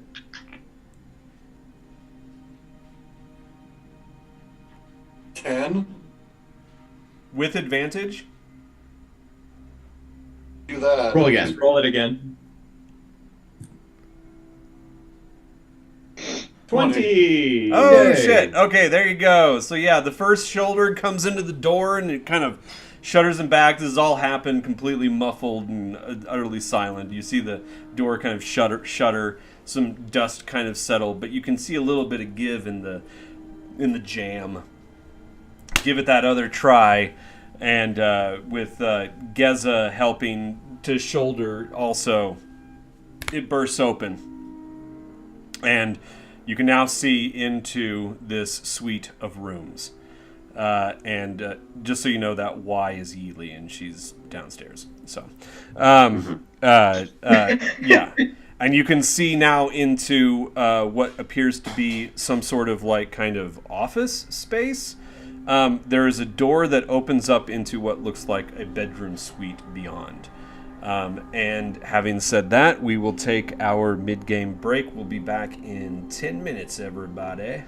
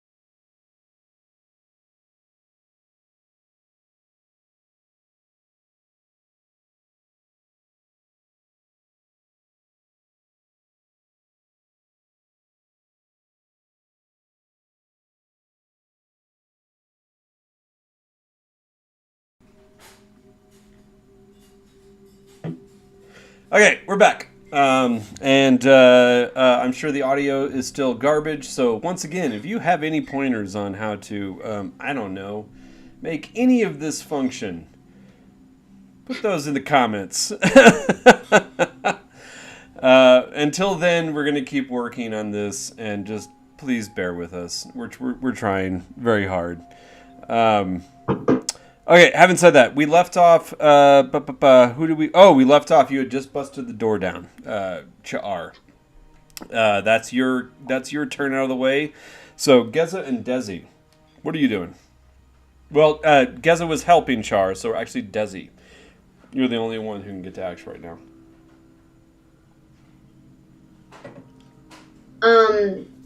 Can I just look in the room? Yeah. So as I said, you look into looking into this room, you see that this first chamber is some kind of office-y kind of space. You can see that there's a desk over here on the west wall, and on the north wall is some kind of cabinet. And on the south wall is a small chest. There's not much else in here. It's very Spartan. I'm gonna go open the small chest. Okay. So you head in towards the small chest, and of course, it is locked. Be wary. Maybe trapped. Actually, Can I Mock would know sense that trap? would be... Sorry. You can give me an investigation check to see if you spot anything untoward about this chest.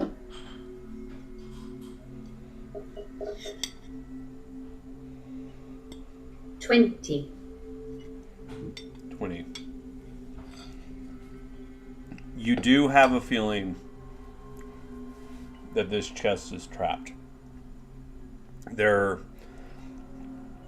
too many odd little holes on the outside of the box. Do I recognize them from being a practiced rogue? Yeah, they're the kind of holes that you imagine little darts might shoot out of that have poison on the end of them. Ooh. Ooh. Mm. So my sense poison is going off. My sense poison is tingling. Well, you could give me that. You could give me that check. Next What time. is that check? Well, you'll just use your wild talent, but you've already used your action examining the chest initially, so you have to do that next turn. But then that would be your action.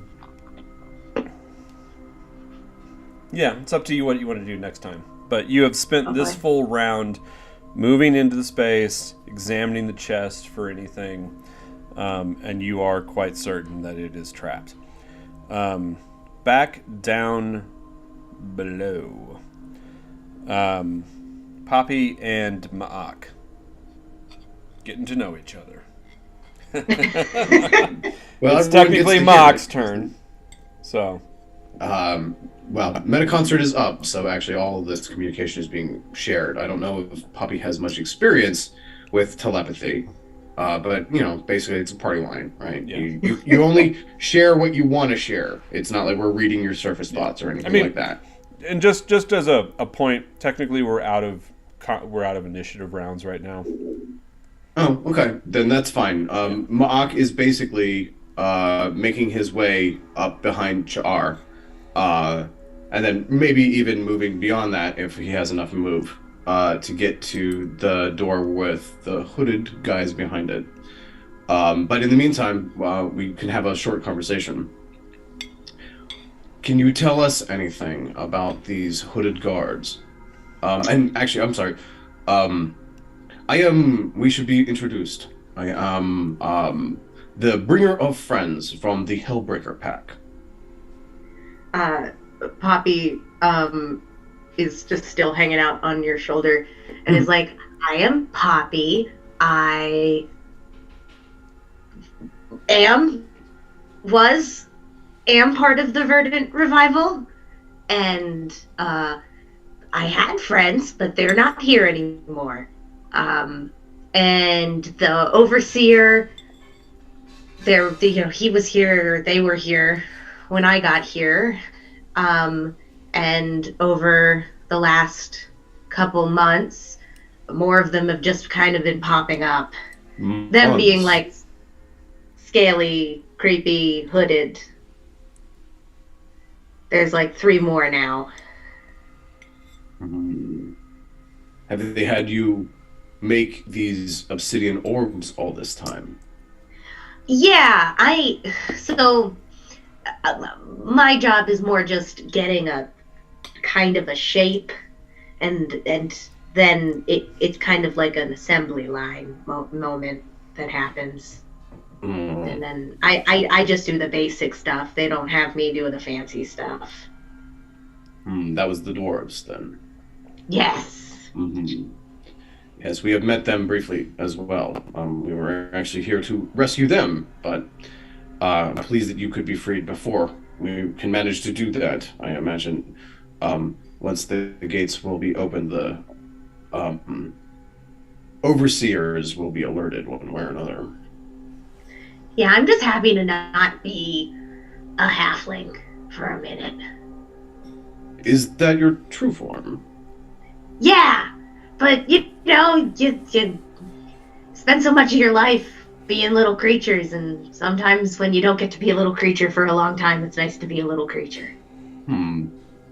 It is an interesting idea, and you can assume multiple incarnations in one mental life. There would be much I would ask you when we are not in such dire straits. But for now, let us rejoin the rest of my clutch, and we will bring karmic vengeance to your oppressors. Just real quick. That's the name of our band, by the way. We're Karmic Vengeance. Karmic Vengeance? Karmic Vengeance, that's pretty awesome. Actually, I thought we might be called, hold on, I even wrote this down. The Gitok Jikzav, or the Scarred Clutch. Kind of fits our... Rolls off the tongue. Rolls right off the tongue. Yeah. Exactly. It's Thrycreen. It's beautiful language. Now, real quick, Rob. Is Ma'ak dashing or doing just a standard move? I think Ma'ak is probably just doing a standard move of 40 feet. Then you are... Then he you doesn't get, want to knock the mouse off. Yeah. No, then you get to where you are on the bottom floor there. Okay, that's probably fine. I mean, again, we don't think we're immediately in danger. Immediately. Yeah. He's not rushing. Okay, but, so back up he is top. wary, and he would have Chachkachas in 2 of his hands, and then his Githka in his other 2. Okay. So, which is a double-ended. So for those who don't know, a double-ended crystal weapon, basically. Anyway. No pun for that, Mark? No double-ended puns for that? Okay. Too easy. Only on the inside. Yeah. Yeah, but that brings us back up top. So Geza and Char, Desi has gone inside. She's examining this chest. Are you going to enter? Are you going to wait outside? What are you doing? Yeah, I mean, I'll enter and look for keys. Okay. I'll wait outside and keep watch. Okay. So inside, Desi obviously is in front of the chest. To your left, along the north wall, is a large cabinet with doors. You know, it's wardrobe style, so it has a couple drawers in the bottom and then doors on the top. And then over on the west wall to your right is a large desk.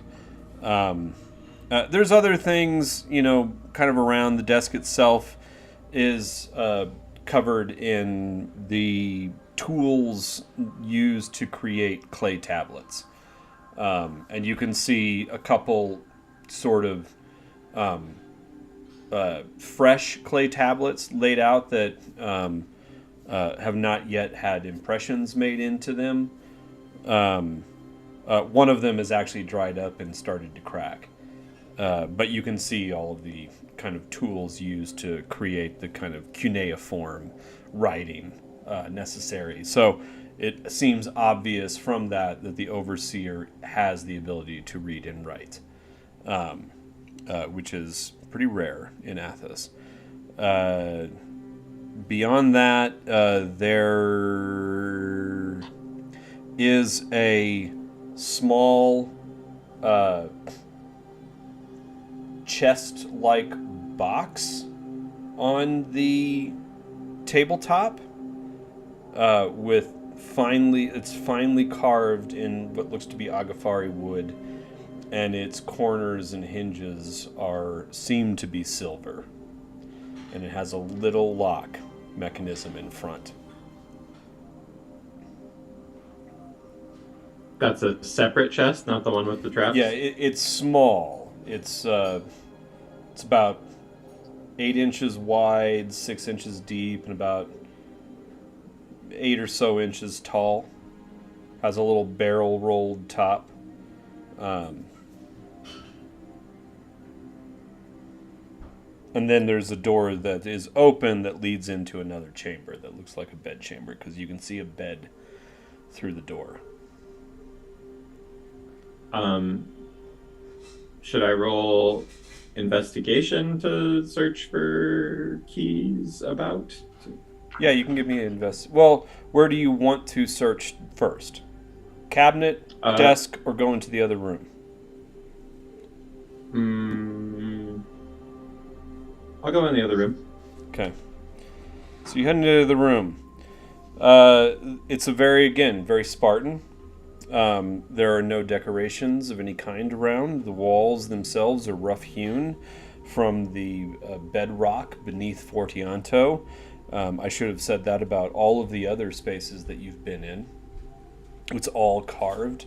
And you can see that there is a very... hold on a second. There's a very simple bedstead. It's just a mattress on the ground, and there is a small desk just inside the door to your right as you enter. Another cabinet on the far wall on the south, and there is a ladder in the southwest corner of the room that leads up to a trap door in the ceiling. The last thing that is interesting is there is a dais built in to the northwest wall, circular, and atop that dais is a stone plinth that is carved from a...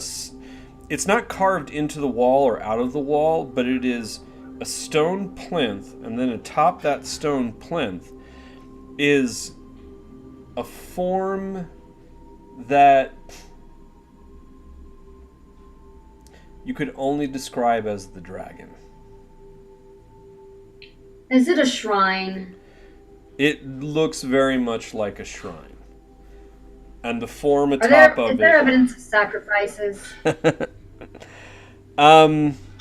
If sacrifices have been made in this room, it's not been major sacrifices, but you do see that there is ruddy red stains all down the stone plinth and the base of the dais that runs onto the... We're in Cthulhu now.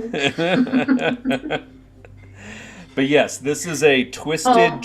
This is a twisting draconic form. It's very dark in this room.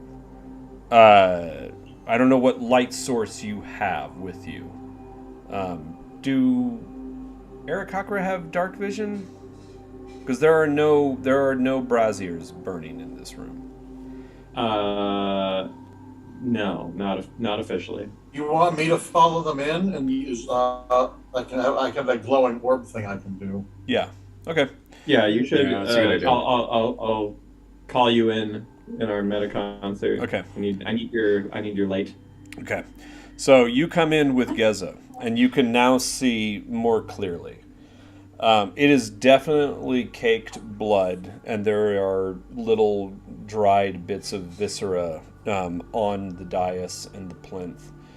But as you get closer in that light that Cha'ar is casting, you can see that draconic form atop the plinth is half... It has motifs, it has skeletal motifs carved into it.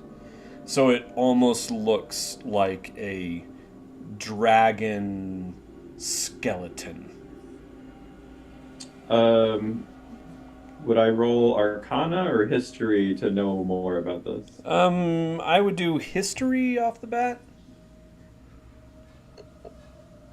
Well, that's a 10. You have no idea. You've never seen any imagery like this before. Do all of us roll or just? You could, Char. Yeah, You're here. yeah, Char could, because you're in the room too. And I'm rolling which one? History. History.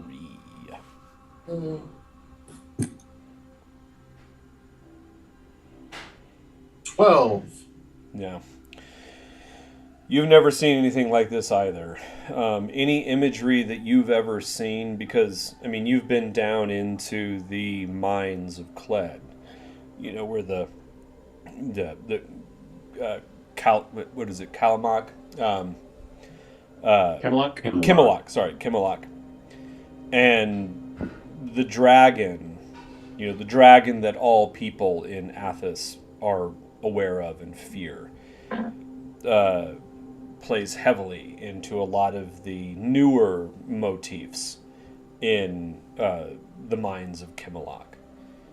But you've never seen anything like this. The dragon is always a creature of living flesh, never presented skeletally or dead. This, however, appears very much to be the bones, or the desiccating, mummified bones of some kind of draconic form.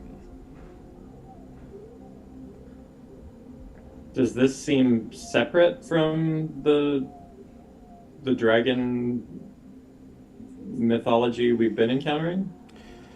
Yeah, like I said, you've never seen anything like it before. I mean, everybody's very well aware of the dragon.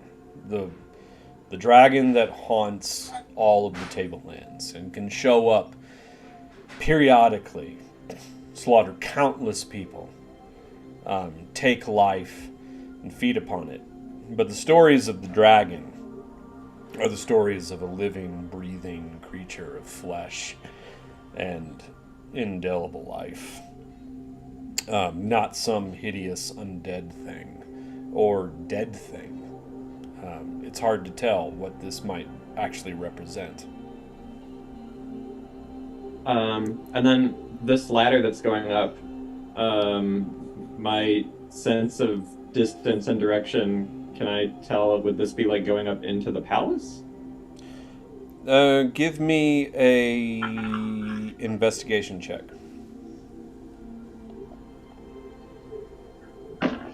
15.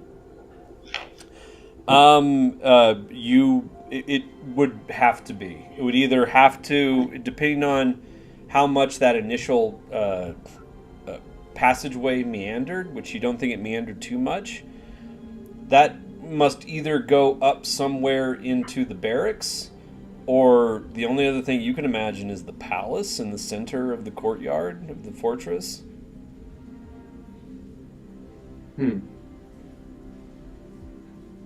Okay.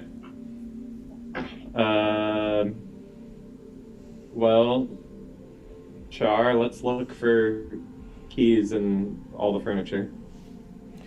Okay. Okay, so you start doing that. Back to Desi. As they do that, I would yell out, "Be careful, there are traps! There are traps! Look for traps! Don't get shot with traps!" So what are you... And that's inspiration for y'all. Oh, hey, there you go. Nice. That is inspiring. That's very inspiring. Do I just check that off under inspiration, or? Yeah, if you roll. What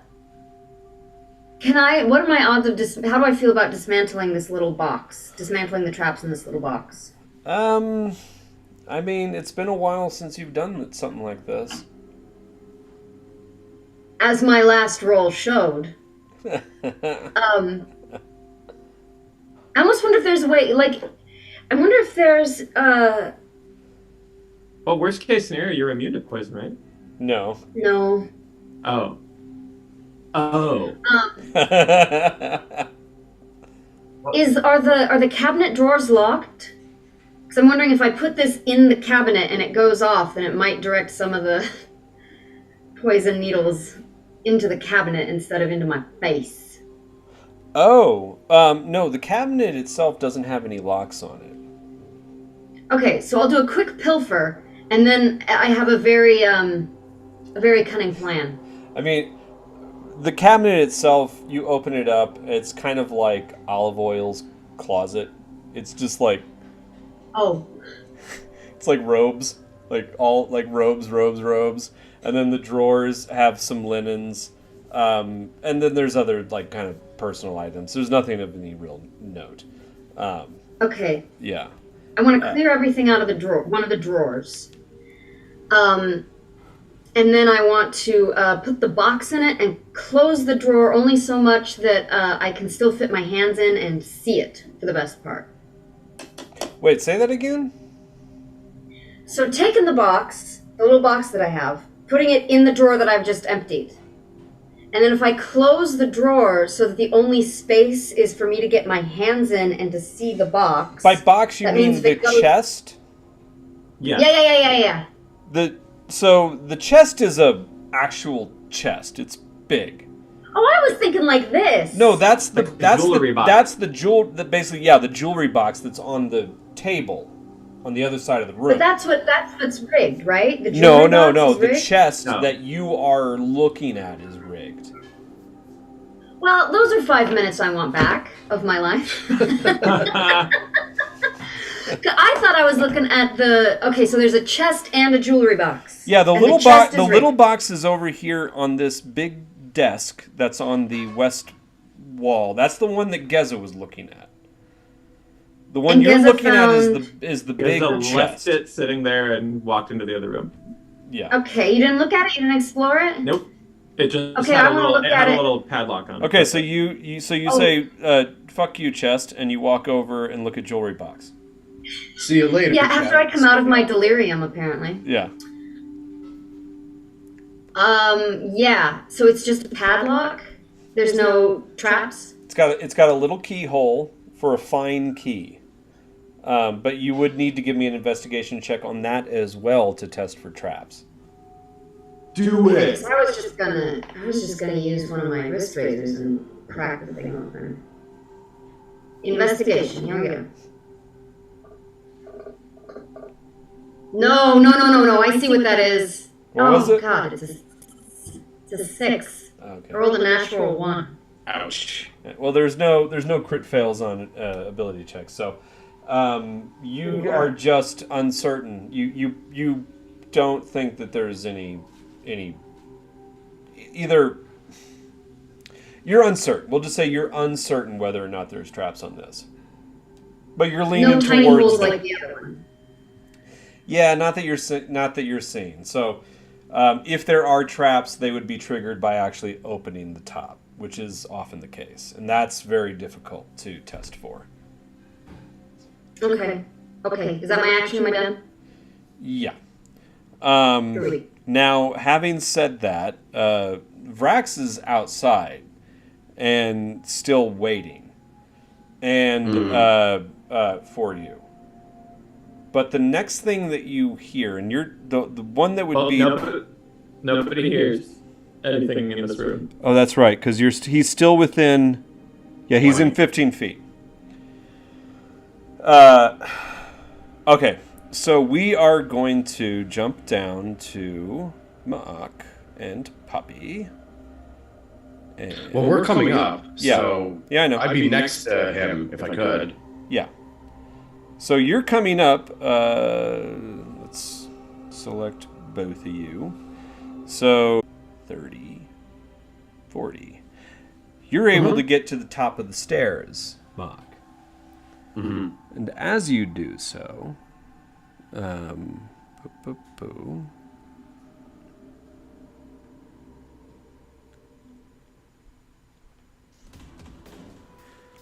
Kool-Aid man bursts through the wall. Good thing you're silenced. That's right. Oh yeah! oh yeah. As you make your way up, as that music starts to rise, you can see that door next to Vrax is open, and Vrax is laying on the ground, and he is dead. And standing over Hey, we him. didn't kill him. We kept our word. Wait a minute. Vrax didn't make any sounds at Medic Concert when he was killed? He probably was caught unawares, because he's laying face down, and standing over him is a robed figure with a long sword, an obsidian long sword in one hand, and an obsidian short sword in the other. And you can just see two yellow eyes glaring out at you, shining in the darkness from underneath this tattered, the tattered robes that this thing is wearing. And you can just see the tip of a serpentine snout protruding into the light.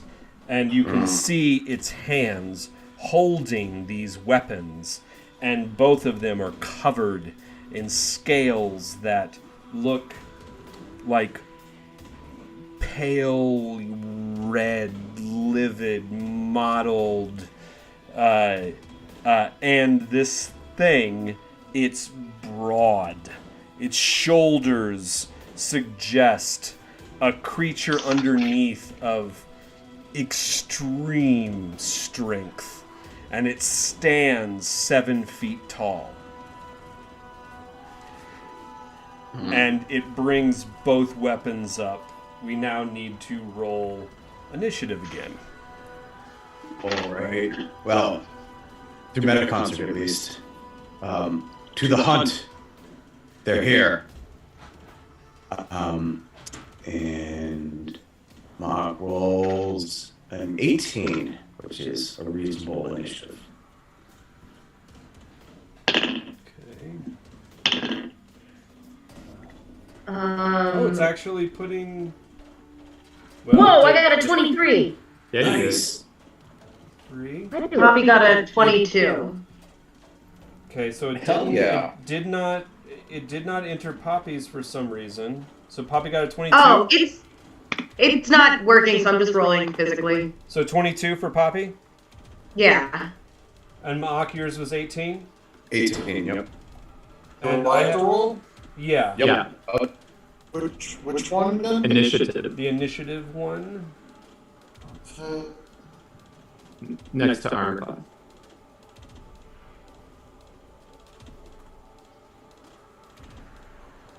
Underneath Constitution, that's Strength, Initiative, Dexterity, Wisdom, Con. Under Be next to your bonus, armor class. Next to... It's at the very top. Yeah.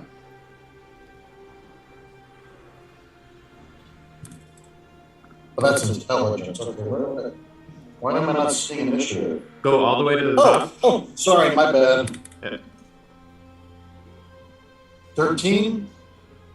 That was exactly what you had last time. Nice. Consistent. All right.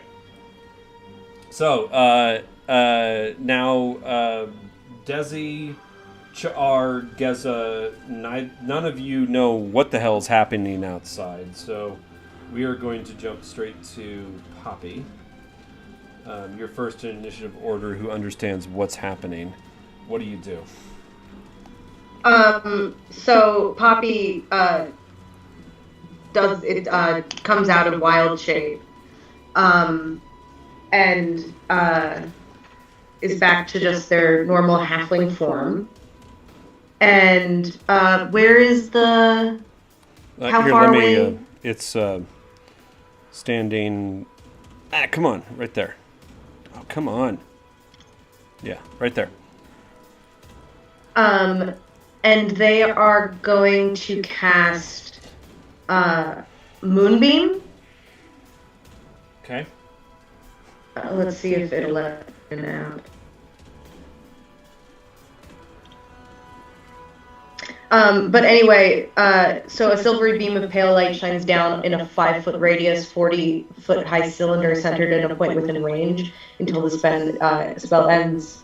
Dim light fills the cylinder. Whenever a creature enters the spell's area for the first time on a turn, start of the turn, it's engulfed in a ghostly flame. It has to make a Constitution saving throw of 16. And if it fails, it takes 3d10 radiant damage, or half as much on a successful one. Okay, give it to me. Nice. So, Con's DC 16, Aaron. Yep. Okay.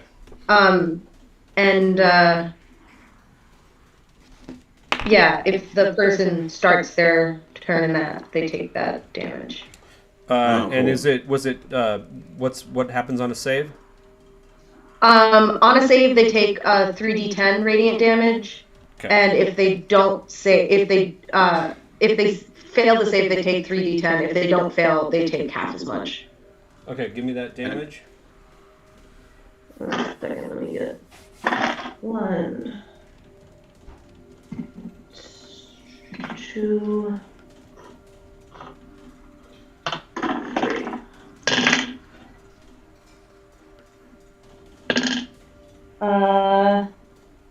It's 9, 13.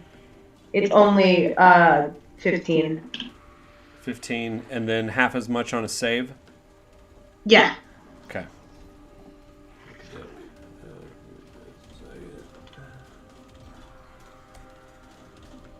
Okay. You hit it hard with this radiant damage. Describe what happens as this comes down. So, as they have their arcane focus, they raise it, and a beam of silvery gray light just comes down onto the creature, and it almost like seems to fill the space with smoke that like sizzles against them. Okay. Yeah, you can see as this beam comes down and radiates onto them, these kind of tattered rags that it's wearing as a robe or shroud begin to almost burn away, and you can now see the form standing in front of you, and it is hideous and terrifying.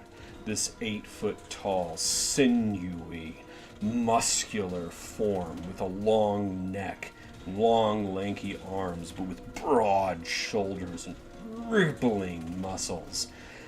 Its neck is close to a foot long, and at the end of it, it comes and it forms into what at first looks serpentine, but then you realize it's only partially serpentine. There are elements within that face which are maul-like, and there's recognition. Like you can see one side of the face itself sweeps up into a broad, wide cheekbone, and you can see the pointed ear and bald scalp of a maul, and the thick, wide neck that runs down that's still unscaled.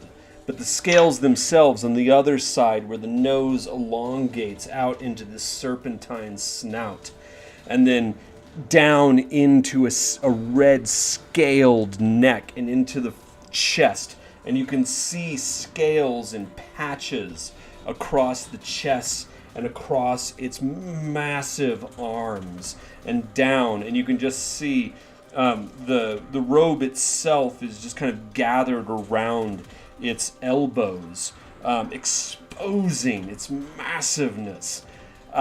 Give me an insight check, Poppy.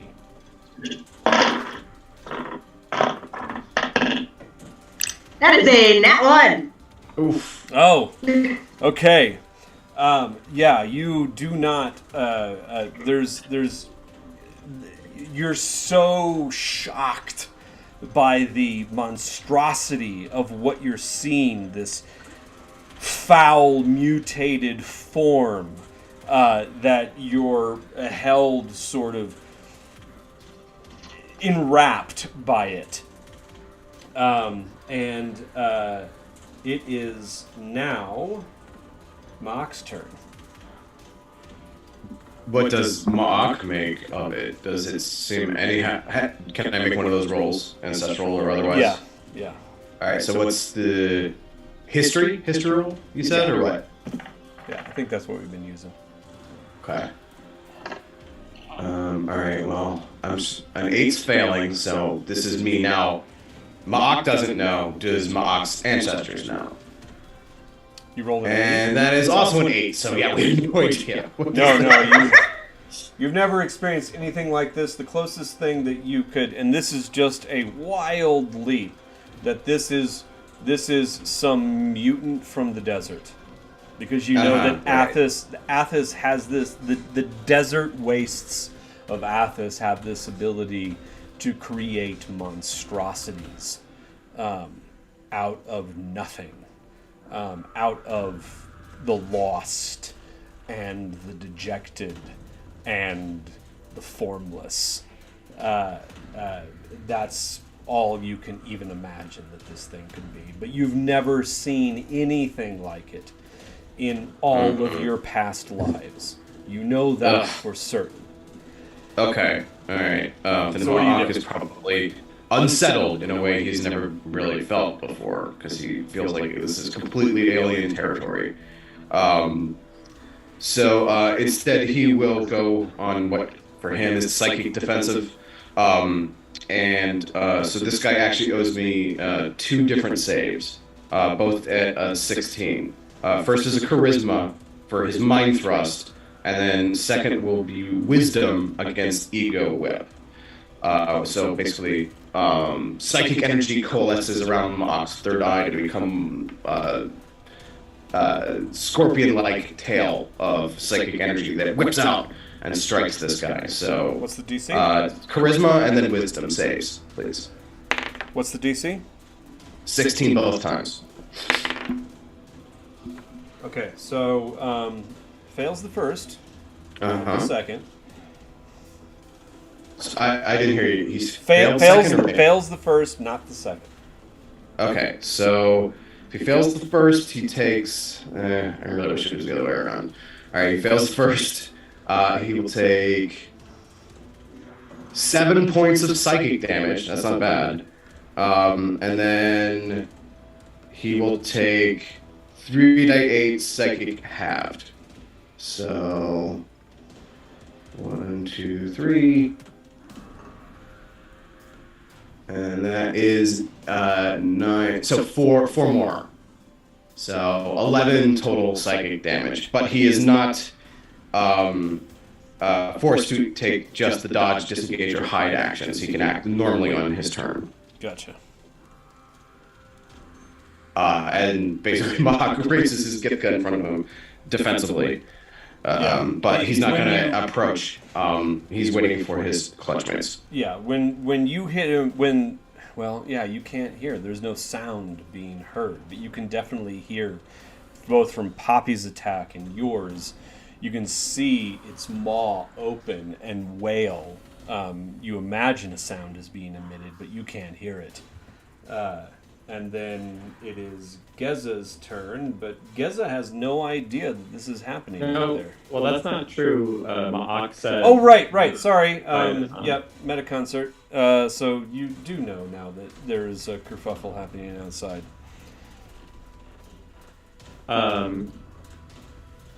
Wasn't... Desi had a higher initiative than I did, I felt like. Desi was the very first, and that was before there was any that was before there were any before Ma'ak was able to communicate in meta concert. Oh, okay. Okay. Then.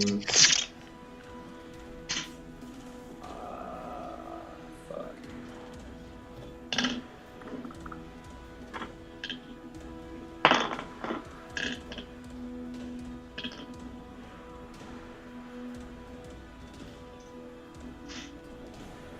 Well.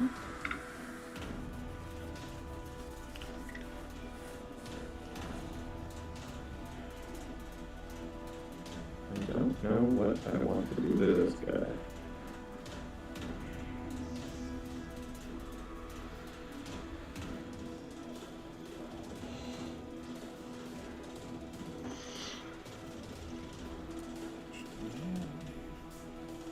How is he looking, Ma'ak? Did you kill him yet?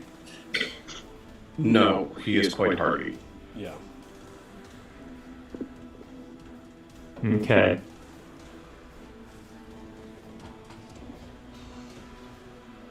Bring your full strength, Gaza. Yeah.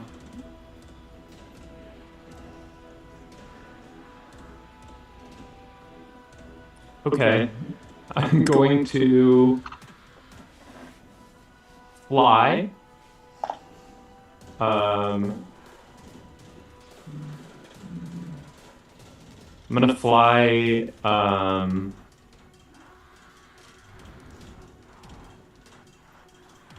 Where Ma'ak is standing, that's like the walkway or whatever, and then there's a walkway bridge that goes out. Yeah, that goes across.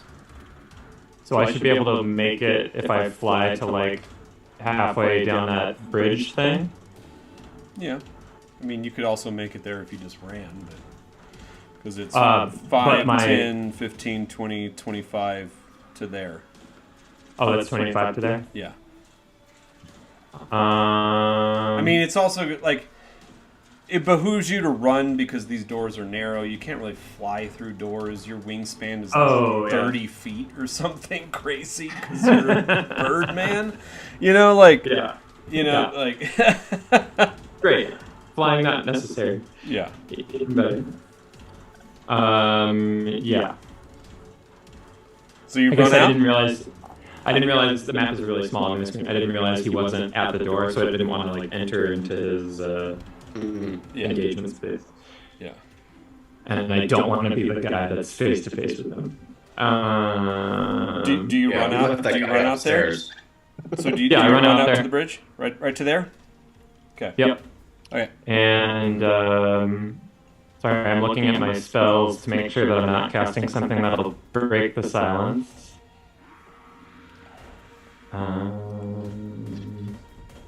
That's a concentration, right? Yep. Okay. So I am going to not do that. I'm going to cast Guiding Bolt. And I'm going to cast that at...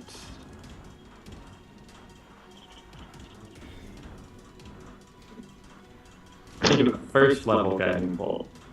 How does he look to me? He doesn't look bloodied at all or anything? He looks fine?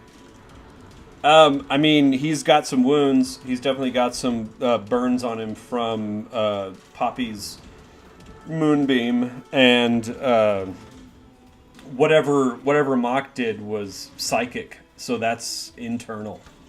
Okay. Yeah, okay. I'll do Guiding Bolt. I guess I'll actually do it at second level. Okay, give it to me. That's a 22. 22 hits. That does 22 damage. Ooh. Shit. There's no save. And now a flash of light streaks towards him. The next attack roll made against this target before the end of my next turn has advantage. And there's a mystical dim light glittering on him until then. Okay. Basically a spiritual laser pointer. Yeah, it's like, hit me! Okay. Char, it's your turn. So whatever you do to him, you're going to get advantage on that attack. Nice. What do you guys recommend I should do? Maybe that thing where you fry things to a crisp and they die. What's your highest level fire spell? Well, My highest level fire spell. Let me look. Hold on.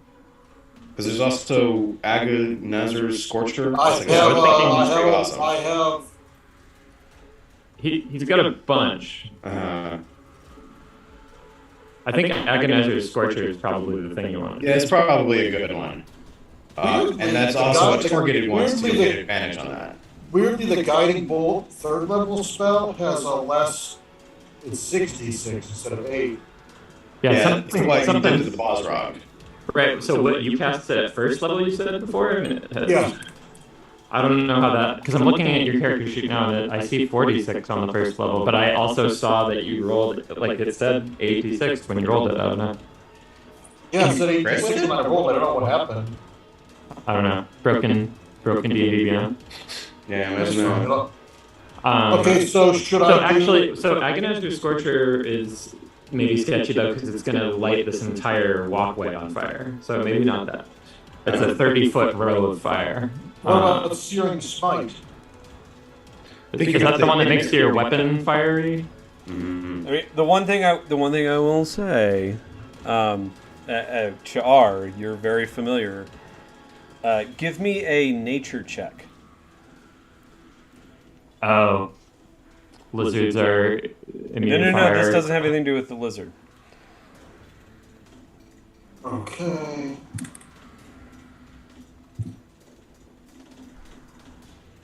Six. Okay. Nope, never mind.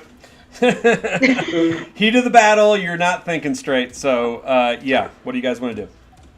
You know what you do have, Charles? You've got hold person. So you could just go out there and like paralyze him while we Paralyze him away from the levers. Get him away from the levers. He's not near the levers, but if we paralyze him, we can just kill him while he's paralyzed, like we've done in the past. What do I have to roll for that? What do I do? I think you have to touch him, don't you? Yeah. No, you just have to see him. He has to be within sight range. So do I just click on the cast? Yeah, just cast it so that it logs that you've cast that spell, and it does. How many hit points does hold person affect? Because it's hit dice based, right? No, he's got a con save. Oh, what's the con save? 13. 13. Oof. Oh, he is not held. Well, that sucks. He keeps moving. And that means that it is now his turn. He steps forward. Hold on a second. Are we 1, 2? Yeah. No. So with Moonbeam, when they first enter the spells area, and when they start their turn there, they take damage. Oh, okay. So what's the damage again? But also before skipping past Mark's bonus action, Mark, if you wanted to, as a bonus action, you can cast Shield of Faith on yourself, since you're standing in front of him, to give yourself a higher DC. Or AC, rather. Okay. That's going to be on your first level spells, and it casts as a bonus action.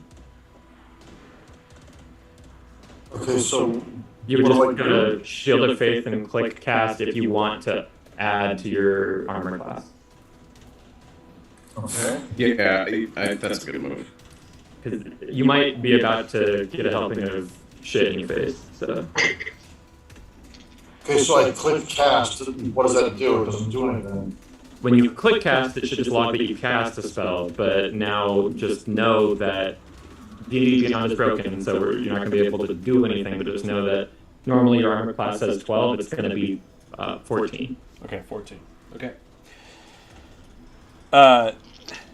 This creature steps forward. Do you want me to roll damage? Oh, right. Yeah, sorry. Yeah, roll that damage, and it gets another save, right? Yeah, 16 Okay. is the save.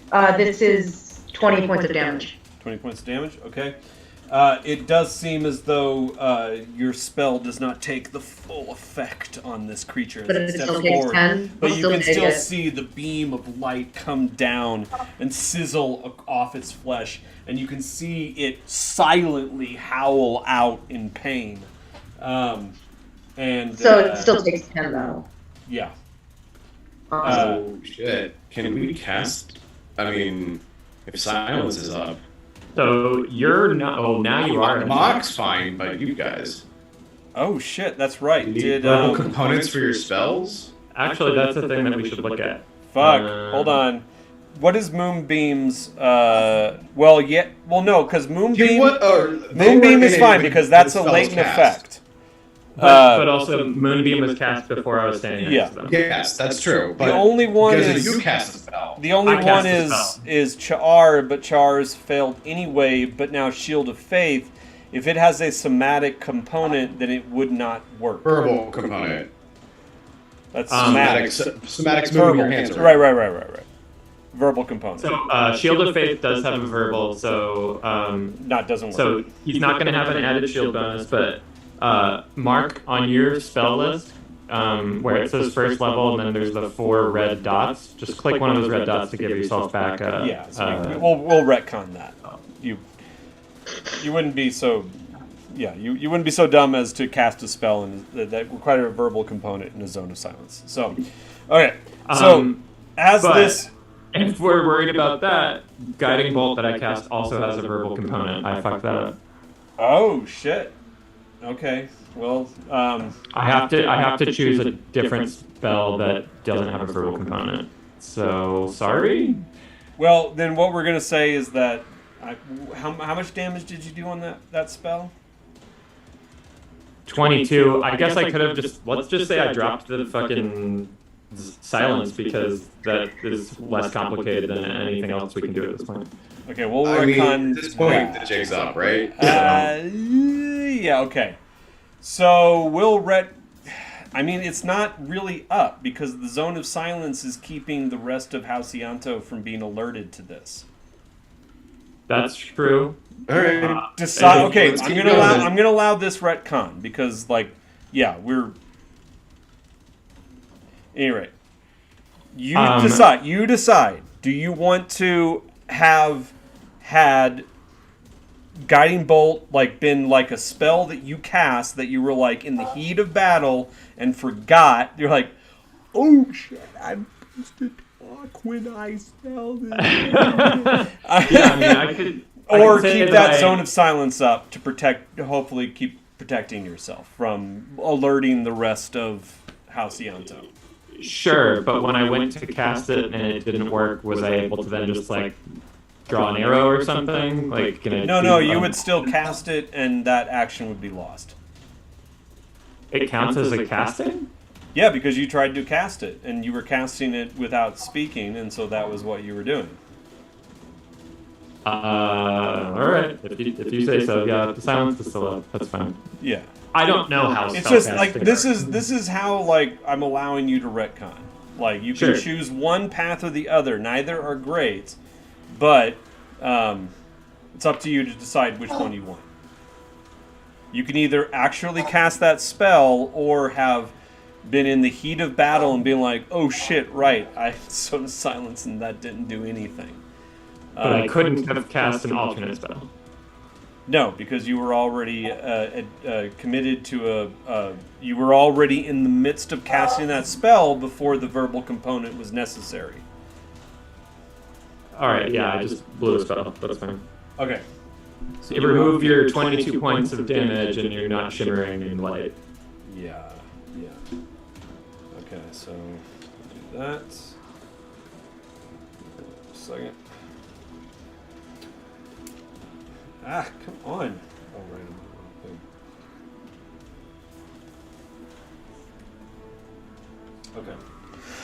Okay. Where did my guy go? Did I delete him? I hope so. Yeah. And he's gone. I totally, yeah. I was just hitting delete. I keep forgetting that I have my iPad over here and I'm using the wrong keyboard to interface with my iPad. Okay, So okay. So now that we got that all that mess figured out, this thing steps forward, and it's still completely silent, and it's right in front of you, Cha'ar, and it's looming over you, more like twice your height. And it looks down at you, and you can see its yellow serpentine eyes piercing, staring down at you. But you can also see that it is a blasphemous mutation of some serpentine thing, and like the features of a mole, a half dwarf, on one side and mixed around its entire body. It looks down at you, and it opens its mouth. It rears its head back up. It breathes in deeply, and it comes down, and you can see light inside its mouth start to grow. And you see an orange glow down its throat, and then a funnel of flame comes out of its mouth, blasts down upon you, and then he twists it towards Geza. And both of you... Now, I know that, Chari, you're a fire cleric, so I think you've got resistance to fire. But both of you have to give me con saves. Now, Char, as a reaction, you can cast Absorb Elements. That's the first level spell. Okay. I'll do that. You can cast it at first, second, or third, to be honest. As a reaction? Does it have a verb? As a reaction. Yeah. Yeah. Okay, I'll cast it as a third level spell. And yeah, what is that? Seems like a lot of fire. It's Yeah, 3d6 absorption of whatever element he chooses. Okay. So I click on that 3d6 tab. Mm-hmm. Yeah, and then But you click on the cast also, so that it logs the spell cost. Okay. 12. 12. So you can absorb up to 12 points of damage? yeah, he'll have resistance, so unless it's 24, you should take none. Yeah. Or 25. Yeah. And what about you, Geza? Give me that con check. It's just is it a con save? Or con save. I mean, same thing.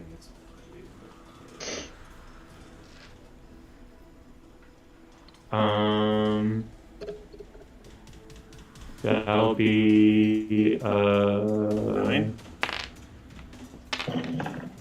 Oh wait, yeah, it's a 9. Yep, because I can't guide myself. Okay. Yep. So you take 8 points of damage, Geza, as this flame comes around towards you and sears across your feathers and flesh. And you can feel the feathers themselves singeing at the tips, exposing pink flesh below. Cha'ar, you take it just as if you normally do when you step into a bonfire to heal yourself. Except you don't heal yourself from this, but you just feel like a nice warm glow bathe over you. It's actually quite nice, in fact. By P? Yeah. Yeah, it's almost like being under the midday sun. It's quite nice. But at that point, the creature then leaps into the air, going to be giving you an attack of opportunity. Or actually, no, it doesn't, because as it leaps over the balustrade and between you and Geza. As it lands, Geza, it brings down its obsidian sword onto you. What's your AC? 15. 15. And it has... Just a second. Oh, just barely hits with its long sword. And Can I use a guiding bolt to kill this thing? Next round. Next No, round. actually, you can't. You can't until the silence drops. Yeah. But until the silence drops. And as that obsidian blade comes down, it does 8 points of damage as the blade crashes into your bird body. And it is now... So wait a minute. If Gesnes just received that much damage, wouldn't his concentration on the silence spell... Oh, that's right. That's right. You got to give me... I do have to roll for that. You have to give me 2 rolls. You have to give me a roll for the first attack and the second. You're asking for the wrong thing there, bud. 21 on the first. And a natural 1. Oh no, so it's a 5. Yeah. So Okay. on the second, on the sword slice, I dropped the silence. Yeah, it is no longer Nice. silent as your concentration collapses. As that blade, like you feel the Can I body. guiding bolt this motherfucker? Well, it's still not your turn. Yeah. But you have dropped silence effectively. Yeah. Yeah, though chances are there's going to be more of those guys coming out of the door in a minute, and you might want to scorch them. Yeah, but it is Desi's turn now. Back to the top of the initiative round. I can't do even a quarter of the damage that I've heard being done with any of my attacks, so I'm feeling like it might be most beneficial for me to try to find this key and let out the rest of the gladiators to help us. What do you think?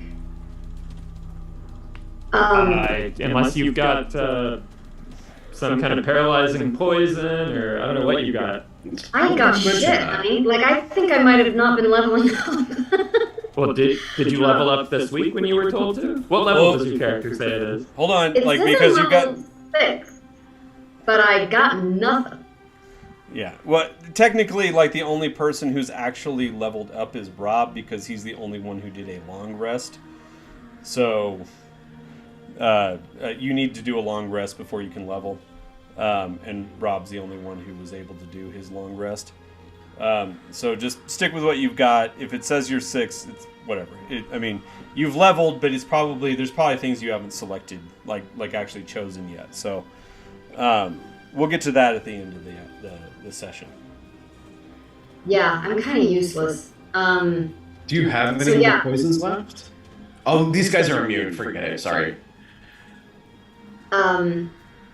Yeah, unless this guy has like the intelligence of a level 1 creature. Maybe I should use my short bow because I have a better. Or, well, I mean, like you don't have to roll for attack. Give me a damage roll. Okay. With my wrist. I mean, you can give me an attack roll just to see if you crit, but otherwise, I mean, you're going to hit it. I mean, you're obviously going to like throw it on the ground or do whatever you want to do with it. Okay. But if you manage to crit, No, I did not Okay. crit. All right. So I did then, not. just give me some. just Give me your 4 damage. damage. 4 damage. That's plenty to pop this little box open. On Okay, the do I in- see any keys? No, on the inside, no, there's no keys because on the inside, again, it is a velvet-lined or silk-lined compartment that has a circular depression in it. That's 3 inches in diameter. So it's where an orb isn't. Yes. Ugh. No good. And that's your turn. And Happy to be here, folks. I'm gonna ask to do 3 things. Okay. Can I make another insight check on that creature? yes. Oh my god, I got another nat 1! That's Things are an enigma. Well, it's Are those just guys that weighted? the way that this thing continues to move and the way that the light shifts, like you still cannot get like a clear look at it in all of this chaos. And so, yeah, you're still just utterly astounded by what it is you're seeing. So, next. Okay. For bonus action, I am going to wild shape into a leer. Nice. which is a large, warm-blooded, feline-shaped reptile. It possesses bright, multicolored plumage, a sleek, long, dark gray body, and it's 4 feet high and 6 feet long and about 400 pounds. Okay. Wait, 4 feet high, 6 feet long. Why is that large? That's a medium thing. Whatever. It doesn't matter. It's a large beast. Yeah. Okay. We'll say it's Athos, so we're gonna say it's 8 feet long and 6 feet tall because everything in Athos is on steroids. And because I cast Moonbeam before I wild shaped, I can hold concentration on it. Okay. So for my action, I'm going to move the Moonbeam back on top of the Spook Boy. Okay. And they need to make a con save. And that was a 16 difficulty? Yep. Oh, Nat. Ooh, that's the first one of the night. I can't see it. What is of it? course. Is it a nat 1? Camera, focus! Is it good or is it bad? It's a nat 20. So, it saves. But I mean, that's just half damage, so give me that damage. Give me that sweet damage. It's 14, so they take 7. Okie doke. If you guys can get that guy away from you somehow, Okay, yeah. I can maybe At this stun point, that guy. however, now that silence is down and that moonbeam comes down and shimmers across him and singes his flesh, you now hear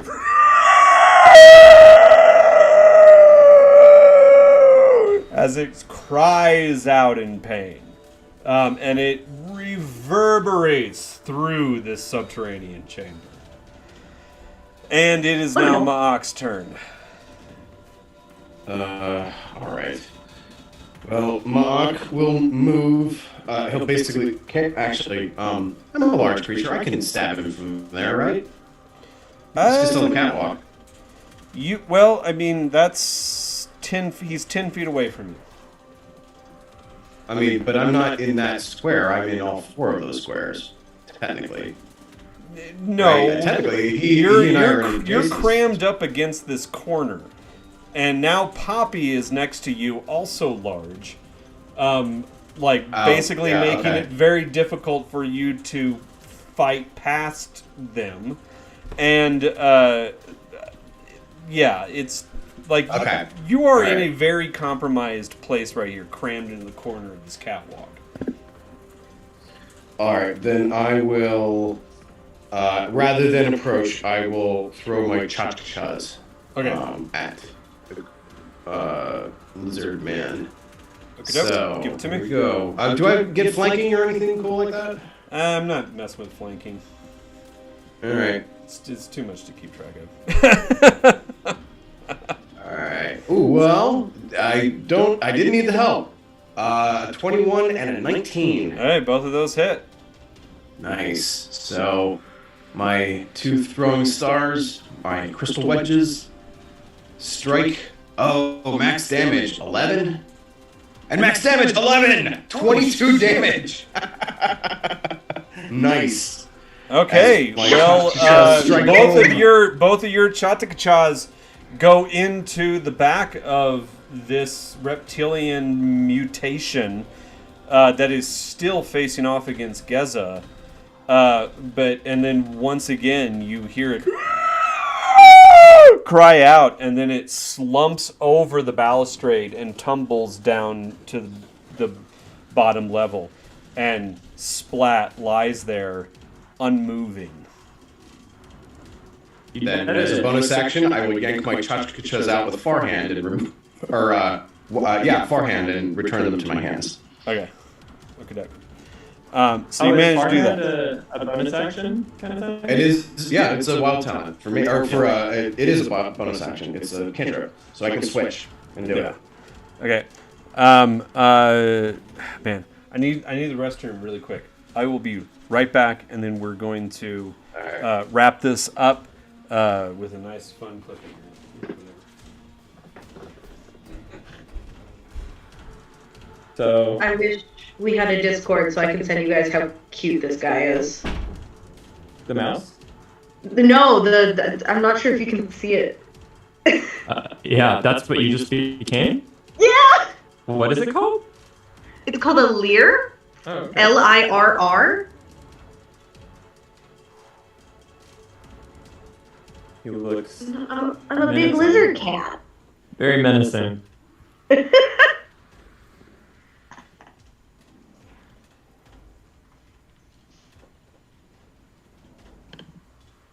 So, I don't think we're gonna be friends with Demezzo.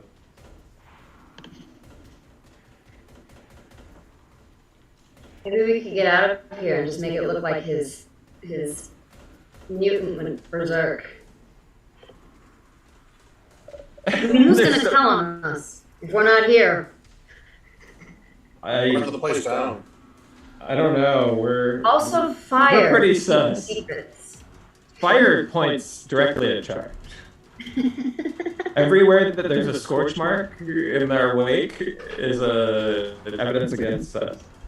I was gonna say we'll just leave a note that says like, I was tired of my life.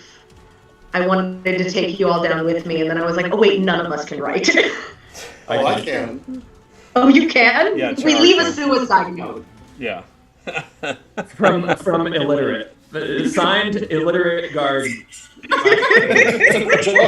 just an X. Yeah. It's just literally like X's, and you The note hear. just says. The note just says. No, you hear this like whole like overdub of like this confession, this deep confession, like, I'm sorry, I had to do it. They made me, and now this, that, and the other, and then like it pans into the actual note, and it's just like X's the entire way across. Okay, so alright, that weird lizard-esque mutant guard has fallen over the catwalk and landed below. What do you do now? Did he leave the door open from the other room that he came out of? Yeah. Do we hear anything now that the silence is gone? Not right now.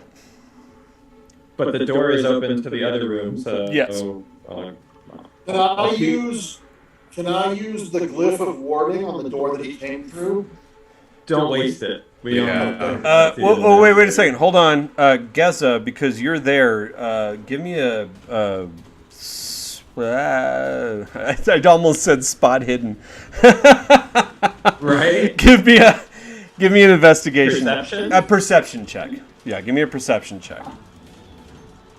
17. 17. When you look down, when that individual hits the ground, it's laying there. They're laying there, like splayed out, and you can now see that there is a loincloth and a belt around its waist with pouches And a giant erection. and a ring that has keys on it lying at its side down there on the ground. Oh, that's funny. That's funny. Well, I'll fly down, grab the keys, and fly over to the stupid fucking handles. Okay, so you fly down below, and while you fly down and grab the keys, anything else anybody up here wants to do? Would Poppy in this situation believe that the soul of that creature would be haunting this place if they were not consumed? Oh, probably, most definitely. This is something that is already a mutation, something that is horrific, probably something that is already haunted by the essence of some chaotic elemental force that is just ready to unleash its chaos upon Athos. So in their Lear form, they stalk up to the catwalk and pounce down and just tear into that thing. There you go. Okay. Oh, God. Yeah, well, you guys see that. Char, Ma'ak, Desi. I want to. Well, after Poppy's done eating it, do I want to reduce it to ash? Will that help get rid of the hauntedness of it? I think, Char, last time you tried to reduce something to ash, it just bubbled and sizzled a bit. I don't think reducing... No, last time I tried to reduce something to ash with the guiding bolt, it turned to ash. That wasn't an intentional maneuver. The level was cool. That was a house pet. Are there these lizard men? That was a sad cat. What's that? Ma'ak will move over to the door where presumably the lizard folk came out of. Okay. What do I say in there? You see a quarters that has 3 straw mattresses on the ground. There are foot lockers, a small table on one side, and some chairs.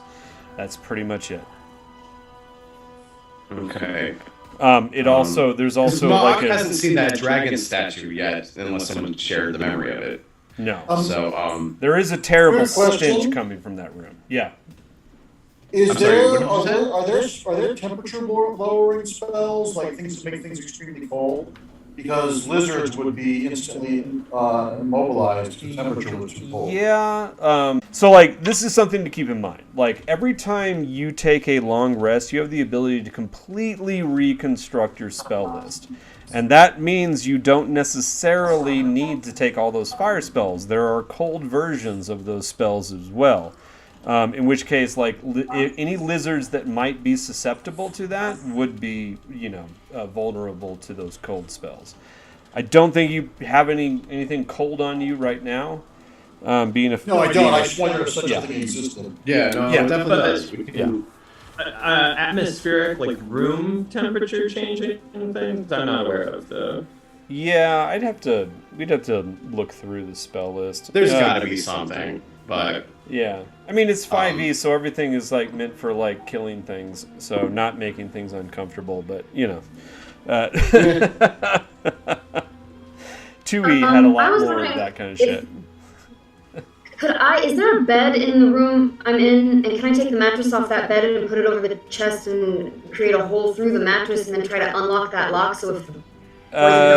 There's the mattress in the bedroom with the shrine that you could do that. Cool, yeah, that's what I want to do. Okay, so you can pull that mattress in. That's going to be your action, getting that mattress over to the chest. But you're able to do that, but you cannot actually try to trigger it yet. And then anything else anybody wants to do at this moment? You guys are you going down there. You got the key, or you're picking the key off. Poppy, you're eating the flesh. Ma'ak, do you want to enter into the room? no, I'll go to the next room then. Okay, next room, and again, that's a Vrain and Grain, or Vrain and Grain below. That room is also locked. Okay. Or wait, no, it's not locked because Vrax was going in and out of it. That's the room that has the Bosrogs in it. Oh, okay. Then I won't be opening that door. Yeah. Okay. All right.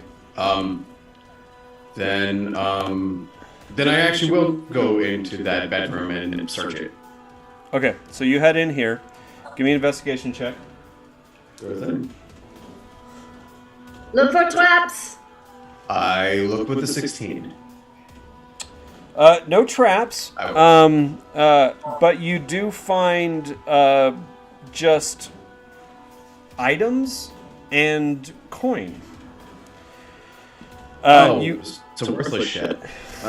I mean, You find 20 silver pieces and 100 Nice. ceramic pieces. Okay. Mock will take them, but to him it's bait. Yeah. You know, he does people love this shit. I mean, and they're in pouches, so they're easy to snag too. You don't have to like. Alright, them. cool. And So, beyond 20 that, silver, it's 100 just gold or 100 ceramic. You said. Okay. 100 ceramic, 20 silver, and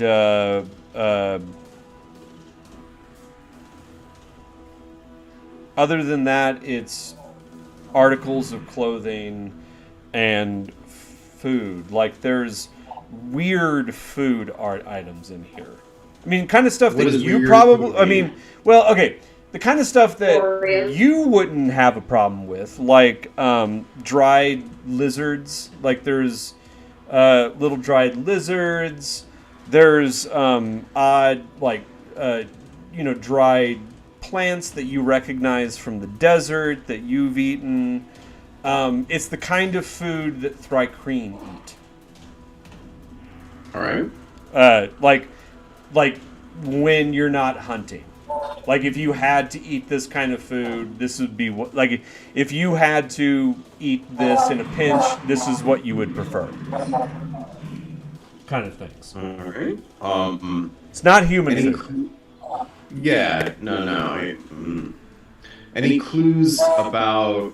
I mean, there's 3 beds in here, but we only killed one guy, right? So Yeah. where's the other 2? One is the overseer, presumably. He's out. So there's one more guy. Where is he? Well, no. Remember, the overseer's room is the one that Desi is in right now. Well, okay, but aren't there 3 beds in here then? Well, There's 3 beds. there Yeah, are. there's 3 beds. There are 4 lizardmen. All right. What about that door on the opposite end of the catwalk, guys? Yeah, what about it? It's just got a big black hallway behind it. Isn't it? Nothing ominous or anything. Well, I'm gonna. Through Well, hold through on. meta console, Yeah. while like you hear the crunching of bone and meat noises, Poppy's just like, "That's to the beast pit. I think that's to the beast pit." Yeah. All right. Well, let's free the gladiators and the other prisoners, and at least get them armed and ready Well, to move. Before that, Desi, back to you. Give me your disarming for that chest, and I will give you advantage on your sleight of hand to avoid the traps. Because of the extreme lengths that you've taken to avoid this. I know I'm rusty. I got a 21. Okay, yeah. Mattress wasn't even necessary. You're able to open the chest without triggering the trap. Inside, there are there's a mound of obsidian orbs, 2-inch and 3-inch orbs. There's also a satchel, a leather satchel that's filled with coin. When you open it up, I'm not going to even tell you how much is in it right now, but when you open it up, you just see gold and silver shine back at you. Well, I'm pocketing that. So, and that's it. That's all that's in there. Just a bunch of treasure. Just treasures. Yeah. I'm gonna scoop up as much as I can and try to get folks to help.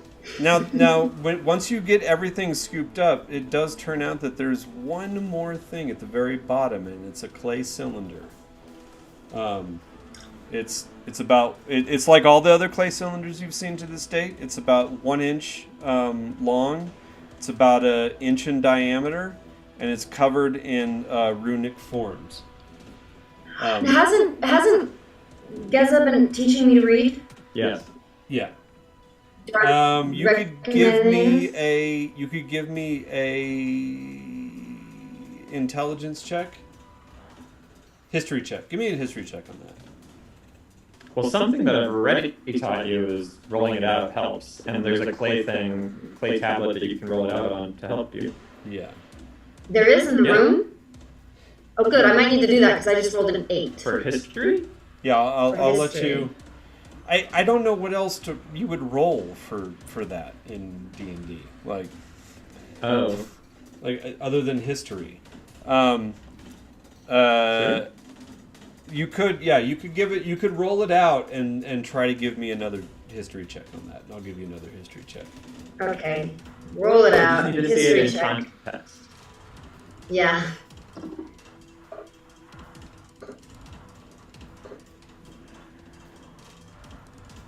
Oh, 25, natural 20. Yeah, it was the clay. You just needed Hey, clay. perfect. I practically wrote it. Yeah, what this tells you is that this is not the language that Geza has been teaching you. This is something completely different. I couldn't tell that just by looking at it. No. You were like, "These look maybe different." I'm sure I just need the context and need to turn into the Greek alphabet. Almost all written language in Athos is like a cuneiform type, so it's like little triangles, or little like dashes. This has some of that iconography, but there's something more to it. It's almost pictographic, the way that these forms structure themselves. But it's unlike anything that you've ever seen before. Now, having said that, Can I ask a question? Is that shared through the meta? Oh yes, I would be babbling really obnoxiously and constantly. Probably mostly at Geza, but you would hear it. It would be like, Geza, look what I found. I found a cylinder. It's got the words on it. I can't read the words. I don't recognize anything that looks like this. Oh, but you look, there's a little like tablet. I'm going to roll it out. I don't recognize this language. So with that link, is it just verbal or Yes. is it also? It would just be verbal unless she chose to share her memory of the vision. I would probably, like, especially the clay tablet, show what was rolled out. Yeah, but like Yeah, without like- Ma'ak's photographic memory ability, you wouldn't actually be able to transmit those images perfectly. You would need impressions. Would my wild talent work though? Not right now. Not through Okay. the meta concert. Yeah, but not through otherwise, meta concert. You will need to see this tablet in order for your meta concert. But this also obviously piques Cha'ar's interest, because if this is a language that is unknown to them, this speaks right to Cha'ar's focus of gathering and learning all the like any and every any language that is possible to learn in Athos. And there's also the ever-present possibility that this might, in some way, shape, or form, be related to ancient Dwarvish, which is your true purpose in terms of. I have comprehended languages. Yeah, you'll have to inspect and examine the tablet before you can make any of those determinations, however. Now, having said that, it's at this point, when you're kind of scattered, that you hear this. I'm going to raise the music a bit. So, gird your loins.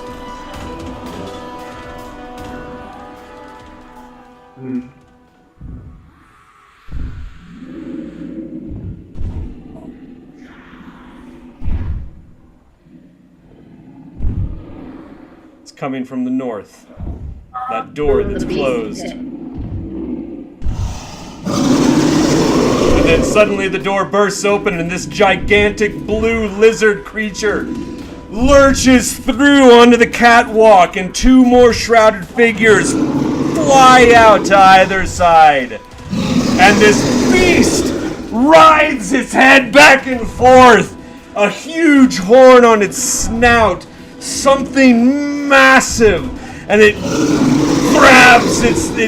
digs its legs into either side of the catwalks and shakes and roars. And you go, oh, fuck. Question. When I jumped down to grab the keys before anybody did anything else, I just sat there and twiddled my thumbs instead of going over to the All of thing. this was happening Right. at the same time. All of this was happening at the same time. Desi threw a mattress on a box to open that box, rolled it to the tablet on play. A lot of stuff happened. I'm pretty sure I also was not there anymore. All of this was happening at the same time, so you're in the midst of making your way up top to try to unlock those levers as this thing Goddad bursts being through. unreasonable and mean. Because I would not make my way up. I was going to fly. I know, you fly up and you are in the midst. There is a key ring that has like 20 keys on it that you're working every key right now trying to figure out which one is going to be the one that opens up. I'm just saying my body should be physically moved on the map before Yeah, that's fine. Like we're out of initiative order, so I'm not fucking with the map. But like, move my body away from the blue lizard. Yeah, that's not where I am. Yeah, no, you are over by the levers. You are currently working keys. You have made your way through several keys at this point, trying to figure out which one is which. When this thing bursts through, Poppy is still down below, eating the flesh of this the one that died, and Ma'ak, you now hear this roar come through, and you look your head out, and you see this massive blue lizard beast burst through, and 2 more shrouded figures come through. Same thing, Char. You whirl around and see it on the other side of the catwalk. And Desi, you're inside, and you just hear it. Next time we can pick up and resolve that shit show. I can't shoot a guiding bolt at it before we leave. We will see where you fall in the initiative order at the beginning of next session. So are the levers right, like 10 feet above Desi? Is that the levers? Crap. Hold on. Where is my? Let's get my windows. Geza, we're going to put you right there in front of the levers. That's Okay, right there. And Ma'ak, you're right here at the door. Desi is still rummaging around inside that crate, nope, Desi's over here at the desk. Char, you're there. And just an FYI, where are you guys? Come on. Ooh la la. Big lizard. Yeah, and I don't know why. That's In my notes, I wrote just big lizard. yeah. So. And then those guys. Yeah, I guess you get to see some shit. Okay. God damn it. Okay, and so then 2 shrouded figures bust out and flank either side of the lizard. And it is large. It is probably about 10 feet long, stands about 8 feet at its with its head all the way up. And it has a huge horn on its snout, and it's completely blue. And its tail itself flails out into like these spiked barbs. And you can see the individuals on either side flanking it in those cowls, these shrouds or robes One has sort of a pale white pinkish flesh, and the other one much taller, over 8 feet tall, has like this green flesh. And that's what you're presented with as they enter into this space. Now I'm gonna give Poppy the last thing for tonight. Poppy, now that you're Oh my gosh, can I make another insight roll? you're eating the flesh of this creature, I'm going to give you one more insight with advantage.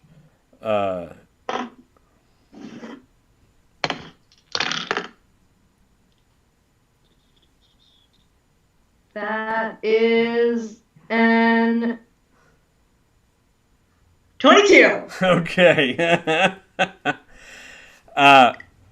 You're losing yourself in the blood frenzy, and you're taking into yourself the elemental forces that may otherwise infect the world had you not secured them, given them a place to find refuge and succor.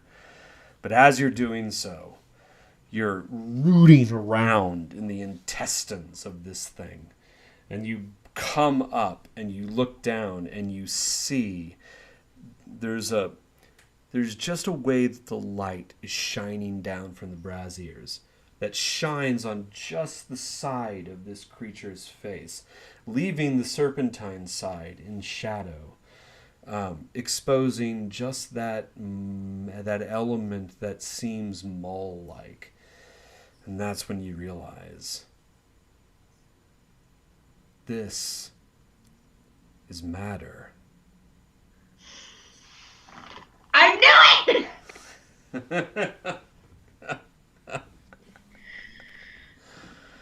Now I'm extra glad I ate. Yeah. Okay, so thanks everybody for watching. You know this guy? Yeah. So thanks everybody for watching. This has been Dark Sun, Fire and Sand Adventure Hook.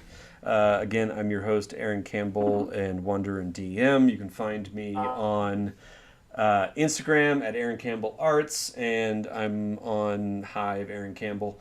And anybody else want to sound off where they can be found before we sign off? Nope. Okay. So we'll be back in 2 weeks here on YouTube live. Please make sure to subscribe and give us a thumbs up. Even though we continue to struggle with our technical difficulties, we hope to get those figured out eventually. And we will see you next time.